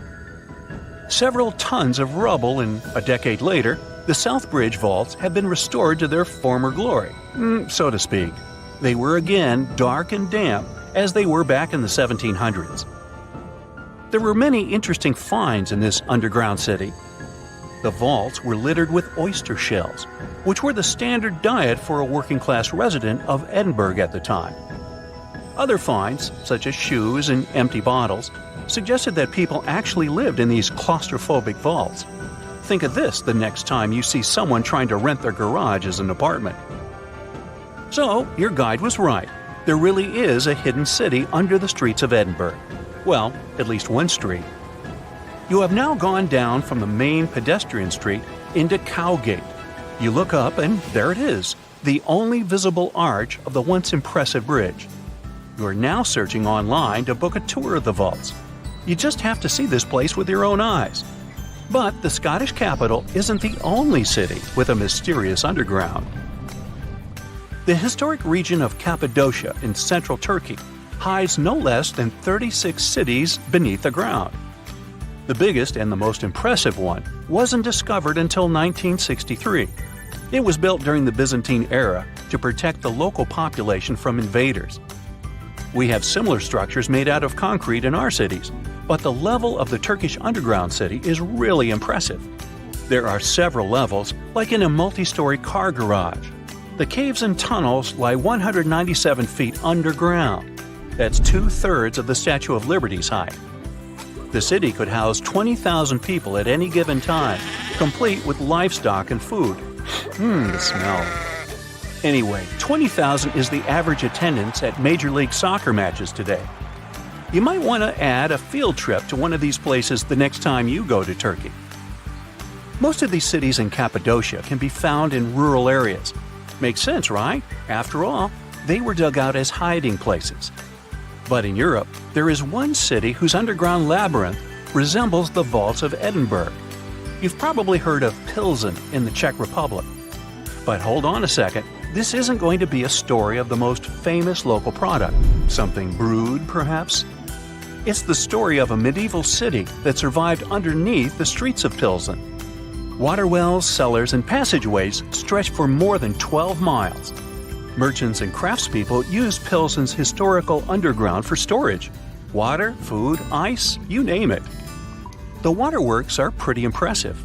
Historians estimate that 360 wells are located under Pilsen's historical town center. In times of instability, the passageways served as safe havens for the locals. They definitely didn't go thirsty down there. Today, most tourists visit these mysterious underground cities. But in Canada, there's one where people live and work. The construction of Montreal's underground city began in 1962. The initial idea was to shelter traffic. That's a nice way to say that city officials were building a metro station. The idea caught on, and the project expanded. Now, it's a real-life urban maze hidden under the downtown area. Need a place to stay? There are hotels down there. Want to grab a bite? Step into one of the underground restaurants. Multiple shops, a library, cinemas, the list is long. There are even residential complexes. But how can people live under the ground? Simple. Although the city itself lies beneath the earth, the access points are at ground level. You can enter the 20-mile-long tunnel network at more than 120 places. Oh, that's another place down under. Oops, sorry, Australia. Stonehenge took approximately 20 million man-hours to build. For comparison, an average human doesn't live much over 700,000 hours. This is Jack, one of the first builders of Stonehenge. Let's say Jack lived to be 80 years old, which is extremely improbable, but it makes it easier for me to crunch the numbers, thanks. If Jack had spent his entire life, from age 0 to age 80, working on the Stonehenge project, it would have required approximately 28.5 generations of people doing the same thing to complete it. That's next to impossible. To make it more plausible, let's multiply that by 2. After all, Jack wouldn't want to dedicate his entire life to moving stones, and he didn't live to be that old. Thus, we arrive at around 57 generations needed to build Stonehenge. That's not enough room on the screen for me to introduce John, Jack's great-great-great-great, you get the drift, grandson. So it all began around 5,000 years ago with just a simple circular earthen bank and ditch. Fast forward to around 26,000 BCE, and the builders replaced that initial structure with a complex arrangement of wooden posts and brought in around 80 dolerite bloom stones from Wales, which were rearranged at least 3 times. Then, a few hundred years later, they added those massive sarsen stones, each weighing around 25 tons. These enormous sandstone blocks were transported about 19 miles to create a continuous outer circle, with 5 trilithons, 2 upright stones topped with a lintel, forming a horseshoe shape inside. It was a millennium-long building process that demanded years of hard work. So, people must have lived nearby, right? But how would they have found shelter back then? Today, we have houses for builders on site, small accommodations that serve as temporary housing. But structures like this definitely didn't exist when Stonehenge was constructed. Did they? Well, actually, they existed. And some recent archaeological digs near Stonehenge prove it. Archaeologists found this Stone Age eco-home, which is a huge deal since it's one of the earliest settlements in the area. This newly uncovered Mesolithic home dates back to around the year 4300 BCE. Let's take a closer look at this house, shall we? Now, for the walls, people back then used a large fallen tree, its trunk to be more precise. These wooden walls were reinforced with flint, and they even lined the pit left by the uprooted tree with cobblestones. To create the roof, they opted for animal hides, which sounds like a wise choice. They must have provided protection against the unpredictable weather of the British Isles. Now, you might be wondering, the weather in Britain is indeed unpredictable, and it has been that way since time immemorial. So, how did the builders manage throughout most of the year, particularly during the winter months? Well, the answer is simple. There was a hearth on site, which isn't surprising, but the system they employed was quite ingenious. A hearth inside the house would have posed too great a risk, yet bringing hot stones into the dwelling was perfectly safe. While they were hot, they couldn't ignite the building. So they used these stones from the hearth as a heat storage system to keep warm at night. And as a final touch, they even incorporated various stones for decoration. They didn't exactly get a Pinterest house, but it added a touch of elegance for sure. And if you think this discovery is merely about the houses, think again. It significantly changes our understanding of how people lived during that time. This discovery places them in an important prehistoric setting right at the start of the Neolithic area, sparking some interesting questions about whether these early folks could be related to the people who built Stonehenge. But there's a big worry. Experts are concerned that this significant find, along with other buried archaeological sites, could be at risk if the authorities go ahead with plans to build a tunnel to reroute the A303 away from the World Heritage Site. Sure thing the house the scientists found wasn't in perfect shape, and it lacked some crucial elements people use for living. Some of them decayed over time, while others were simply absent. So the scientists took 20 tons of chalk, 5,000 hazel rods, and 3 tons of straw, and used all this to recreate the 4,500-year-old design houses. These new buildings are located close to Stonehenge, which is incredible since in this area, planning permission for even a new cowshed is problematic. So, what are these houses like? Well, first off, there are 4 of them, and they're oval-shaped. They're built on the foundation of real houses that stood there about 4,500 years ago, just around the time the Stonehenge Eco House was going up. The houses aren't very big. they're single-room structures. When it comes to dimensions, it was straightforward to estimate since we could gauge the size of the roof and the height of the walls based on the foundations. Each side measures about 16 feet. However, the roof structure remains a bit of a mystery. There were a few differing thatching techniques back then, so pinpointing the exact method used for these dwellings is kind of a guessing game. For now, we think it involves knotted or tied straw carefully secured onto a hazel-woven frame. When fires are lit, the smoke from the hearth wafts up through the thatched roof. Now, remember those 20 tons of chalk? That was needed for the floors and walls. The white chalk walls and floors reflect sunlight and capture heat from the fire. But here's the kicker. The builders encountered a challenge because the ground was so waterlogged that some of the chalk floors took weeks to dry out. By the time they should have been bone dry, they were still as sticky as chewing gum. Now, it's safe to say people 4,500 years ago faced similar struggles, and we can really appreciate what they went through while building their homes. The final layer of daub was applied using rags, giving a smooth, almost shiny finish that looks surprisingly classy. The interiors are furnished with wooden and wicker beds and shelves, along with clay pots and jars, all centered around a cozy hearth. The spaces feel surprisingly roomy and are filled with light that streams in through the thatched roof, bouncing off those white walls. Plus, the woven furniture adds a nice touch of authenticity to the vibe. The fires have been lit, and the first meal, bread crafted from flour ground on a stone mill next to the hearth, has been prepared. Those who tried the bread were pleasantly surprised by its flavor, finding it quite tasty. Now, here comes the bummer. Those who recreated the houses did cheat a little. While the materials used were authentic, the tools weren't. They used cement mixers to mix the daub, wheelbarrows to transport the timber, and logs by the hearth were split with steel axes instead of stone ones. Still, the builders aren't professionals, they're volunteers. So I think a bit of cheating is totally cool in this case.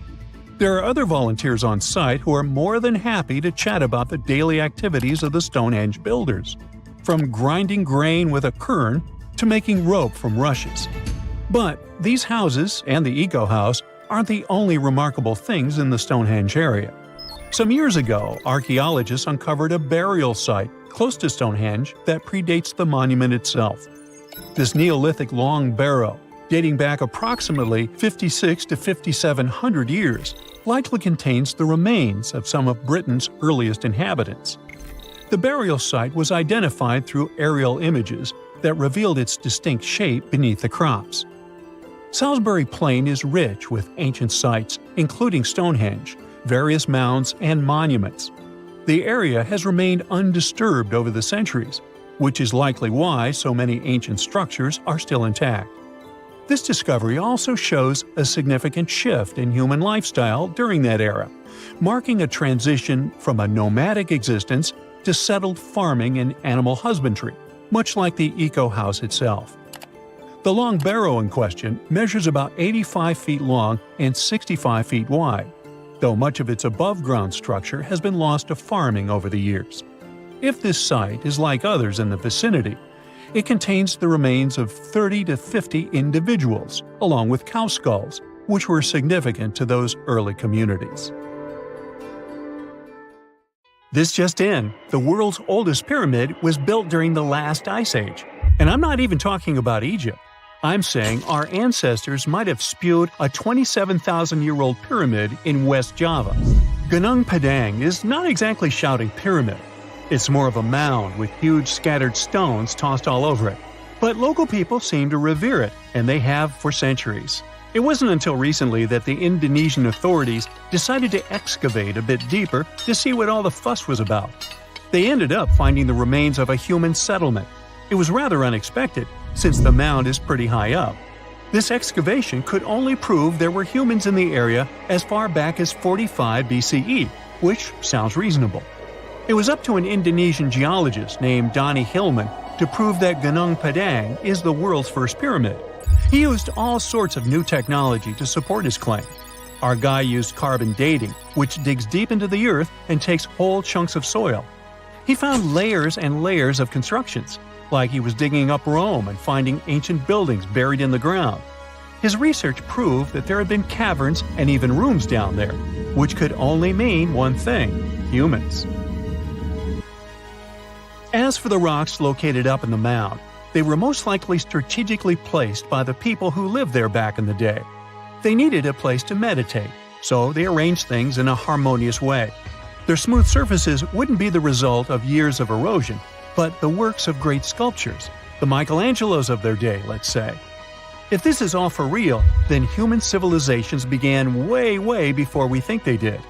Our ancestors, the Paleolithic humans, didn't have what it took to be considered a civilization, especially not the tools and knowledge to build pyramids. They needed a lot of masonry skills, which weren't all that available during the last ice age. His peers don't share this view, though.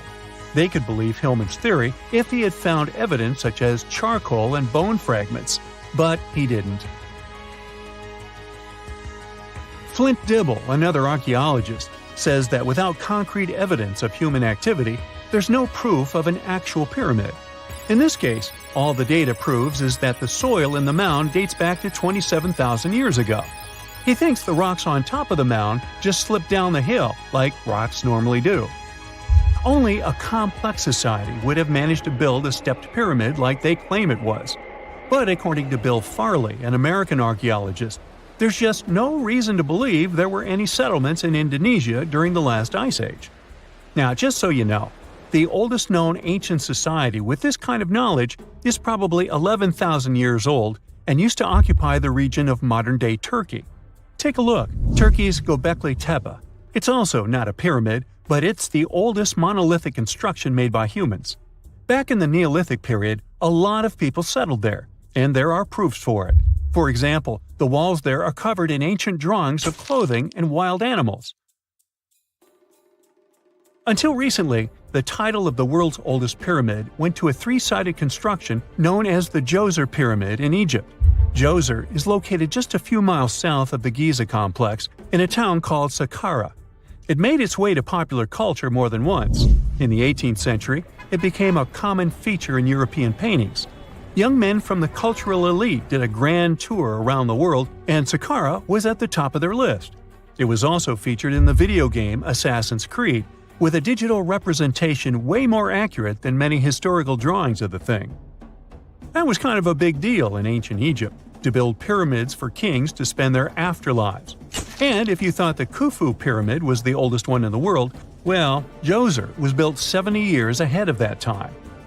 The development of new technology has allowed archaeologists to make groundbreaking discoveries, and a new, or should I say ancient pyramid in South America might win the title in dispute.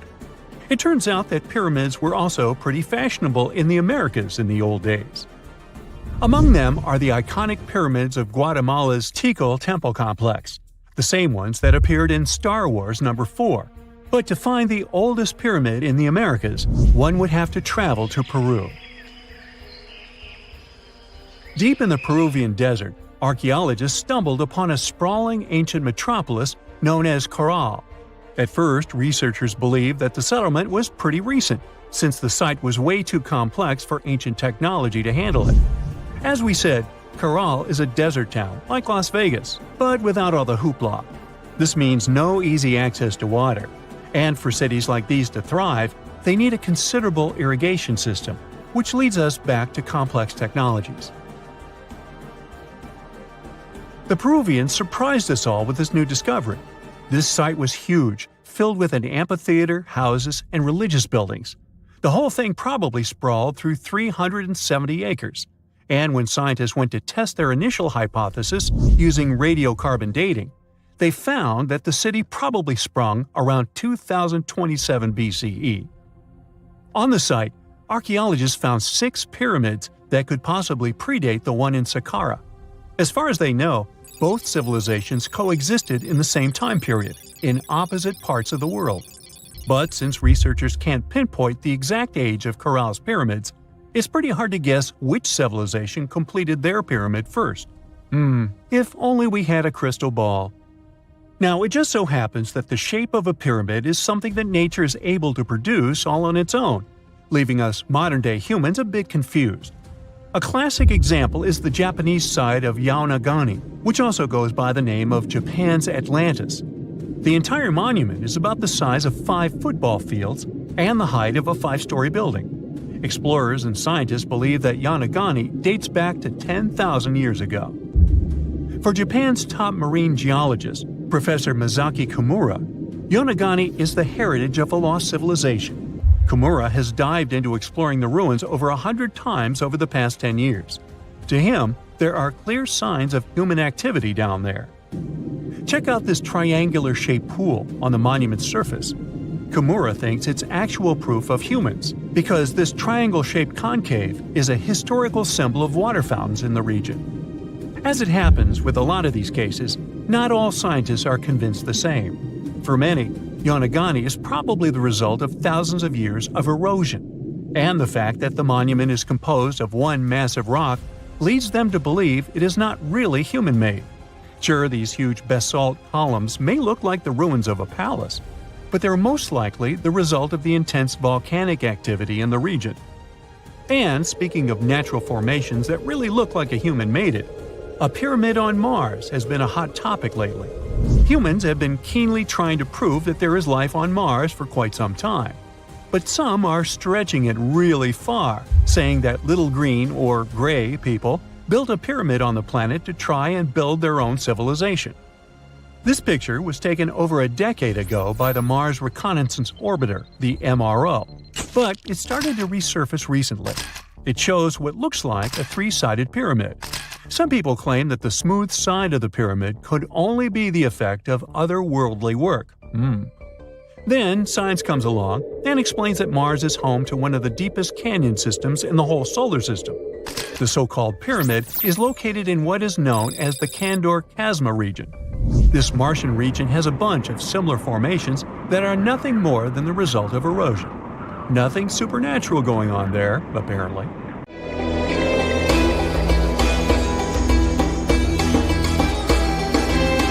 The Great Pyramid was created as the final resting place of ancient Egyptian monarch Khufu.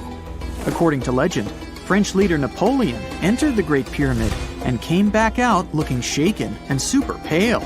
He never revealed what he saw inside, but whatever it was is said to have affected him for the rest of his life. When Napoleon entered the pyramid, he would have walked through a super tight and ascending passageway. He'd then go through another passageway, known as the Great Chamber. This corridor would have been much taller than the previous one, and would have cobbles too. He'd then reach the King's Chamber, the centerpiece of the Great Pyramid, which was lined with huge blocks of granite. But it wouldn't have looked as grand as we might imagine. There are no hieroglyphics decorating its walls, as Egyptians only began decorating the burial chambers of pyramids much later on. The pharaoh's tombs deep inside the pyramid would have also been filled with treasures, from chunks of gold to the world's most expensive jewelry. But this would have all been looted a long time ago. The only thing that probably would have been left in there would have been a huge sarcophagus, which would have once contained the king's mummy. He'd also have to walk past the queen's chamber. This room most likely didn't hold any queens though, as pyramids were usually only built for one person. There are mysterious tunnels leading from here. To this day, no one is really sure what they're there for. And that's not the only mysterious and creepy thing Napoleon may have encountered, as stories of pharaohs leaving ancient curses on pyramids go way back. Many pyramids had warnings written on the outside, telling of horrifying things that would happen to those who entered and disturbed the peace. We might not know what exactly Napoleon found in the Great Pyramid that scared him so much, but we know for sure what was found in Tutankhamun's tomb. Tutankhamun was an ancient Egyptian pharaoh who was only 8 or 9 years old when he took to the throne. He became a cultural phenomenon when his tomb was discovered almost completely intact in 1922. His pyramid sits in the Valley of Kings in Thebes, modern Luxor, which is in Egypt. Unlike the Great Pyramid, Tutankhamun's tomb was covered in beautiful wall decorations. The walls told the story of how he would travel to the afterlife through the underworld. Egyptians believed all people would have to take this journey, so they would fill their tombs with objects and paintings to help them get there. There'd also be spells painted on the walls. They believed this would help people pass over to the next realm. The journey would be pretty long, and for that reason, the ancient Egyptians would also fill the pyramids with food. Tutankhamun's pyramid was filled with 8 fruit baskets. They even found something called gingerbread fruit in there. The rooms were jam-packed with furniture, statues, clothes, and staffs, amongst a whole bunch of other things. You'd likely find a lot of clothes and expensive jewelry in the pyramids as well. The ancient Egyptians wanted their ancestors to travel in style to the afterlife. They put Tutankhamun in his final resting place with over 50 pieces of clothing, all of the highest quality. There were tunics, scarves, gloves, and headdresses, and a ton of jewelry. Bracelets, pendants, necklaces, rings, and scarabs for protection were all found inside. Each of them was made of gold or precious stones. There were also fans made of ostrich feathers to keep the old pharaoh cool in the hot Egyptian sun. But the temperature inside the pyramids never actually went above 68 degrees Fahrenheit. The ancient Egyptians developed a super cool air conditioning system that we don't fully understand even today. Tutankhamun's pyramid also contained 130 walking sticks made from ebony, ivory, silver, and gold to help him on his journey. There were 3 chariots hidden away in case he got tired of all the walking. They also put 11 boat paddles inside, but there was no sign of any boat. The pyramids would be littered with the pharaoh's favorite scents and perfumes. During the excavation of Tutankhamun's pyramid, it quickly became clear that it had been robbed during ancient times. There was damage to doors and traces of oils left in empty jars. It looks like someone raided the pyramid for gold and the scents, perfumes, and oils that had been left for King Tut. There was still a bit of perfume, which was made from coconut oil and frankincense, left in one bottle. It seems like Pharaoh Tutankhamun loved board games. There was an ivory traveling set of senet in his pyramid. Although we don't know for sure exactly how to play it, we have figured out it was sort of an ancient Egyptian version of backgammon. It looks like it was a 2-player game where the goal was to knock your opponent off the board. Not really sure who Tutankhamun's mummy was supposed to play with, though. The ancient Egyptians had some rituals that may seem pretty strange to us. For example, they used to shave their eyebrows off if they ever lost a cat. So it's not too surprising they put some really weird things inside pyramids. Archaeologists discovered a collection of mummified cats and scarab beetles in pyramids that date back more than 4,000 years. They were found in the pyramids of Saqqara, which is south of Cairo. They also found a bunch of makeup kits and mirrors inside. Makeup was worn proudly by both men and women in ancient Egyptian times. Eyeliner was the most popular cosmetic. The Rosetta Stone was one of the best discoveries ever made in pyramids. It was found by our man Napoleon Bonaparte and his team. It's a black granite rock that dates back to 196 BCE. It's transcribed in Greek, Demotic, and hieroglyphic. When it was translated in 1822, we got the key to understanding ancient Egyptian hieroglyphics for the very first time. The discovery of Queen Hatshepsut's mummy in 1903 changed our understanding of the Egyptians forever. After she had passed away, her successor, Thutmose III, removed most of the evidence of her reign, so we basically knew nothing about Egypt's first great female leader. She's now gone on to become one of the few and most famous female pharaohs of Egypt. Pharaoh Khufu even had a fully fledged boat in his pyramid. Archaeologists uncovered more than 1,200 pieces of a giant boat near the Great Pyramid at Giza. They reassembled the boat, and it's a whopping 144 feet long. It's most likely a solar boat, which was designed to carry the resurrected king with the deity Ra. Fun fact, the Pyramid of Giza is the last remaining of the 7 wonders of the ancient world. The other 6 are the Hanging Gardens, the Colossus, the Temple of Artemis, the Mausoleum, the Lighthouse, and the Statue of Zeus. This pyramid was also the world's tallest man-made structure for 3,800 years, and it's the biggest pyramid in Egypt. It took a staggering 2.3 million blocks of limestone, and some weighed as much as 80 tons. It took an incredible 100,000 laborers and a whopping 23 years to build. Its original height was a mega 480 feet. In 2017, archaeologists discovered something weird about Egypt's Great Pyramid. There's a hidden void that's at least 100 feet long, and no one really knows why it's there or what's actually inside it. The weird void is the first inner structure discovered within the 4,500-year-old pyramid since the 1800s. Scientists used cosmic rays to detect the massive hole, but are still no closer today to finding out what's inside. The ancient Egyptians took a lot of care building the pyramids, and everything was strategically placed and structurally sound, so it's super unlikely that this hole is due to blocks falling over time. Loads of pyramids also contain small model figurines called ushabti. These represented attendants. They believed they would come to life to serve the pharaohs in the afterlife. But it's amazing that all this stuff actually fit inside. There isn't actually a huge amount of space inside the structures. It's mostly just rock.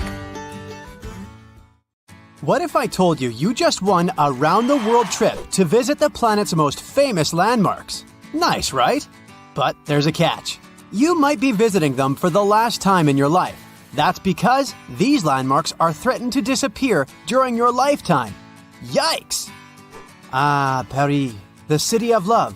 For our modern eyes, it's hard to imagine the city without its most famous landmark, the Eiffel Tower. But it wasn't always there, of course. Gustav Eiffel, the tower's architect, was commissioned to expose it during the 1889 World Fair. But the so-called Iron Lady was only meant to stand for 20 years. After that, it was going to be demolished, except that, this plan was never implemented. The tower wasn't taken down because of an antenna built on top of the tower, and it conducts wireless signals. But there's a problem. The Iron Lady is made of iron. And with time and bad weather, which Paris happens to get a lot of, iron deteriorates. It rusts, and this rusting makes the iron weak, up until the point where it can crack. And if a tower that is made purely of iron starts to crack, you know what this means. No more selfies eating croissants in front of the famous Tour Eiffel. Apparently, French authorities are aware that this is happening, but instead of repairing the whole tower, they're kind of just painting over the rust. Your next stop is in beautiful Rome. You are here to visit, you guessed it, the Colosseum, one of the world's most visited monuments. The gladiators used to put on shows there. Well, you might as well say arrivederci to it while you can. Like a lot of ancient monuments, the Colosseum is in danger of disappearing. It survived for almost 2,000 years since it was commissioned by Emperor Vespasian. But due to yearly exposure to harsh weather, the monument is getting weaker. The problem here is mainly snow. When snow falls upon the Colosseum, the freezing water infiltrates the cracks of the rocks and makes them bloat. You know, like when you put a soda can into the freezer and the bottom pops out? I know, snow is a kind of infrequent visitor in Rome, but even rare below-zero temperatures can damage the Colosseum seriously. And since we can't control the weather, who knows how long we'll get to see this beauty around? After hopping on a red-eye to India, you arrive at the unique Taj Mahal. It's even more mesmerizing in person than it is in pictures. The Taj is one of the 7 wonders of the modern world. But why is it at risk of disappearing, you might ask?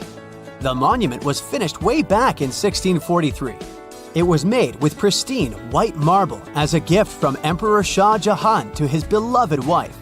But if our white shirts get dirty just by stepping outside the house, imagine an open-air monument that has existed for over 4 centuries. The Taj Mahal is located in the city of Agra, right beside the Yamuna River. Over the years, the region has become very polluted, and all of this pollution is helping to destroy the Taj. India's Supreme Court has been on the case for many years now, and they say the monument is turning greenish and brown. So, high authorities decided that either the local government restores the Taj Mahal completely, or they'll shut it down, or worse, destroy it. For the good of humanity, I hope they decide to restore it already. Otherwise, we'll be down to only 6 wonders. Finally, you've made it to South America. More specifically, you're now in the mountainous country of Peru. If you're not used to such high altitudes, you might get a little dizzy. But it's worth it to see the mesmerizing Incan ruins of Machu Picchu. The city is located at over 7,000 feet above sea level, and no one knows how the Incas built such a sophisticated village. That's why the site attracts around 440,000 visitors every single year. But since regulation is not so strict, the site is also slowly deteriorating. Machu Picchu may be the victim of something known as over-tourism. I mean, if you look at any footage from the site on a normal day, it's pretty packed up. And even if it's a stone-made town and stones are pretty resistant, they do suffer from erosion, man-made or weather-made. Oh boy, I really don't like the sound of that. There's another stone monument that you need to check off your list. Can you guess which one it is? Yup, Stonehenge. Located in the peaceful hills of Wiltshire, England, Stonehenge has been around for over 5,000 years. Well, nobody knows exactly when it was built, but bear with me. If the only cause for disappearance would be erosion, then it would make the monument millions of years before it disappeared. But that's not the case. Since 1995, there have been multiple proposals from British authorities to build an underground tunnel that connects southeast and southwest England. The thing is, the tunnel passes underneath Stonehenge, and it might rock the site's foundation. Get it? Rock? Anyway, since the project was suggested, local supporters of the monument have found a Save Stonehenge alliance to keep the monument safe. They strongly believe that any enterprise, such as this tunnel, will severely harm the site. Ah, Egypt. This time, to arrive at your destination, you travel in style. And by that, I mean camels. Just for the photo op, of course. But why are you here? You came to check out the Great Sphinx. You know, the one with the broken nose? The Sphinx was also built way back in the day. Try over 4,000 years ago. And back then, they used what they had at their disposal, limestone. Now, some researchers think that hazardous weather may be damaging the Sphinx's limestones. You see, they're very porous types of rock, so water easily infiltrates inside of them, making erosion stronger and faster. But water is also coming from down below. Unlike the pyramids of Giza, the Great Sphinx was carved directly from the bedrock. And right underneath the monument, there's a riverbed, which also infiltrates into the Sphinx, making it weaker. Fingers crossed that Egypt doesn't get a lot of rainfall in the next few centuries. I hope you brought your swimsuit because it's time to dive deep into the Dead Sea. Except that you probably won't get too deep. You know, since there's so much salt in the water that you basically only float. Fun fact, this sea is 10 times saltier than the ocean. It may be a little ironic that the Dead Sea is at risk of actually perishing, but it's true. The lake level is dropping 4 feet every year. It has to do with one of the sea's main tributaries. A tributary is a river that flows into a much larger body of water. The thing is, the region is not so rich in natural water, so some of the local authorities ended up diverting small tributaries for basic human uses. But since every action has a reaction, the Dead Sea is now facing some difficulties. Back in the USA, it's time to visit the city that never sleeps. And if you've understood this trip by now, you already know the landmark we're visiting. It's Lady Liberty. It may come as a surprise to some, but the famous Statue of Liberty was originally copper. It's turned green due to oxidation. I mean, maybe I would also turn green if I was constantly exposed to New York's harsh weather. Some researchers say that air pollution can also speed up oxidation processes, threatening the long life of Lady Liberty. Of course, New York City does its share of maintenance. Hopefully it'll be enough for us to keep seeing the statue during our lifetime. Hey, it's time to head back home. I sure enjoyed this trip. Hope you did too. Let's hope we can still visit these places. If you've ever wondered what it feels like to walk on diamonds, head straight to the town of Nördlingen in Germany. It seems like a typical fairy tale village with cute houses and red roofs, but its walls and streets are actually studded with over 72,000 diamonds. You'll need a microscope to see them, but they're definitely there. When the first people came to live here, somewhere around the 9th century CE, they were positive they were settling down in a volcanic crater. They didn't know the stone they were using for construction was embedded with millions of tiny diamonds, and the origins of the crater were out of this world. An asteroid slightly larger than half a mile in diameter hit our planet around 14.5 million years ago in what is now Bavaria and left a crater 16 miles wide. The bedrock was under such intense heat and pressure that the bubbles of carbon inside transformed into tiny diamonds at a concentration like nowhere else in the world. The locals didn't pay attention to their houses, built of what was left of that asteroid impact, shimmering on sunrise. Then, in the 1960s, 2 geologists arrived from the USA, studied the landscape from a distance, and noticed it didn't look exactly like a volcanic crater. After further research, they realized their theory that the crater was shaped from above and not from below proved right. They even had to change school books after the discovery, not to mislead the students. Once the word of the crater had spread, NASA got interested in it and sent their Apollo 14 and Apollo 16 astronauts to visit it to learn about what kind of rocks they'd find in space and which of them were worth bringing home. A moon rock that arrived with one of the missions is now on display at the local museum, and astronauts still visit the place. The locals, though, are so used to living among diamonds, they don't even find it special.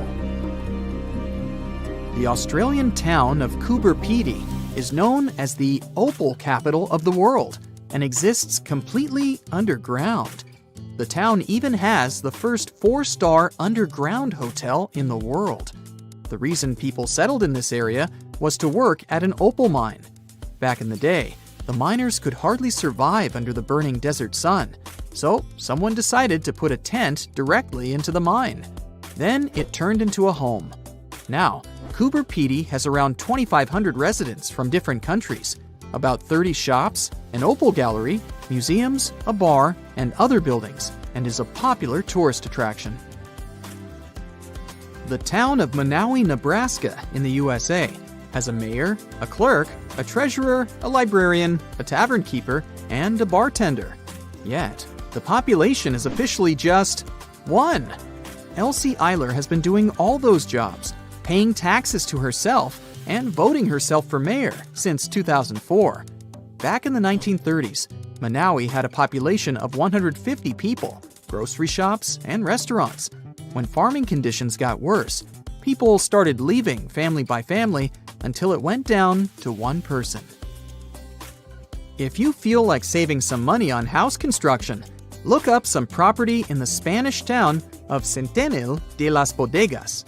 3,000 residents live under and into the sides of the Cadiz Mountains and use them as natural walls and ceilings. The first settlers moved in here back in prehistoric times. The rocks keep the houses cool in the summer and warm in the winter. Neft Dashleri in Azerbaijan was built as an oil platform in 1940, directly in the Caspian Sea. Once they discovered rich oil deposits, it started growing and is now made up of a network of platforms with around 5,000 people working and living here. The town has apartments, bridges, a library, a community center, and even a movie theater. The Japanese village of Nagoro has an unofficial second name, the Scarecrow Village. The last children were born here over 20 years ago. It officially has less than 50 residents, but it feels complete thanks to 350 life-size human dolls. When a local lady came back here in 2000 to look after her aging father, she saw the empty streets, shops, and schools. To change that, she and her friends started making cute dolls to replace the residents. The entire town of Whittier, Alaska, lives under one roof of a 14-story building of a former barracks. That's around 220 people who live here all year round, plus all the shops, a police station, a post office, a hospital, and a church. The locals are mostly working in commercial fishing, recreation, and tourism, or for the state ferry and railroad. The idea behind having everyone and everything in one place is to save money on heating in the always cold climate and let the people do all their business inside. This way, they don't have to face the unbearably strong winds. There's a town in Svalbard, Norway called Longyearbyen, where the sun sets on October 25th and doesn't rise again for the next 4 months. When it rises again in spring, the locals gather on the step of an old hospital at 12:15 to welcome the sun and celebrate its return. Then, it doesn't set for over 4 months. It happens because of the way the Earth is tilted on its axis. The sun only rises and sets once each year at the North and South Poles. Longyearbyen is the northernmost town in the world, so it gets affected by that. Its residents occasionally see polar bears and reindeer in the streets and get around on snowmobiles. The Italian village of Viganella was built right at the bottom of a deep valley and on the wrong side of the mountains. They cast huge shadows and deprived the village of the sun for the entire winter. The locals used to live like that for centuries, until one engineer decided to build a large mirror high on the opposite slope of the mountain. It's operated by a computer and reflects light on the central square of Viganella for at least 6 hours a day during the darkest months. Santa Cruz del Islote in Colombia is one of the world's most crowded islands, with around 600 residents in a 2.5-acre area. Fishermen built this island on a coral platform over a century ago. They chose it because of its beautiful location and the absence of mosquitoes.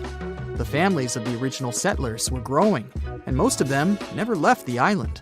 You'll only find people with 6 different last names living here. When the family needs extra space, they just add an extra floor to one of around 100 homes in town. Now it has a school, shops, a church, and 1 restaurant.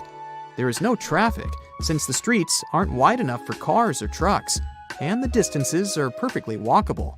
No one on the island locks their doors, because everyone knows each other, and there hasn't been a single crime. Another place where people don't lock their doors is the Shani Shingnapur village in India.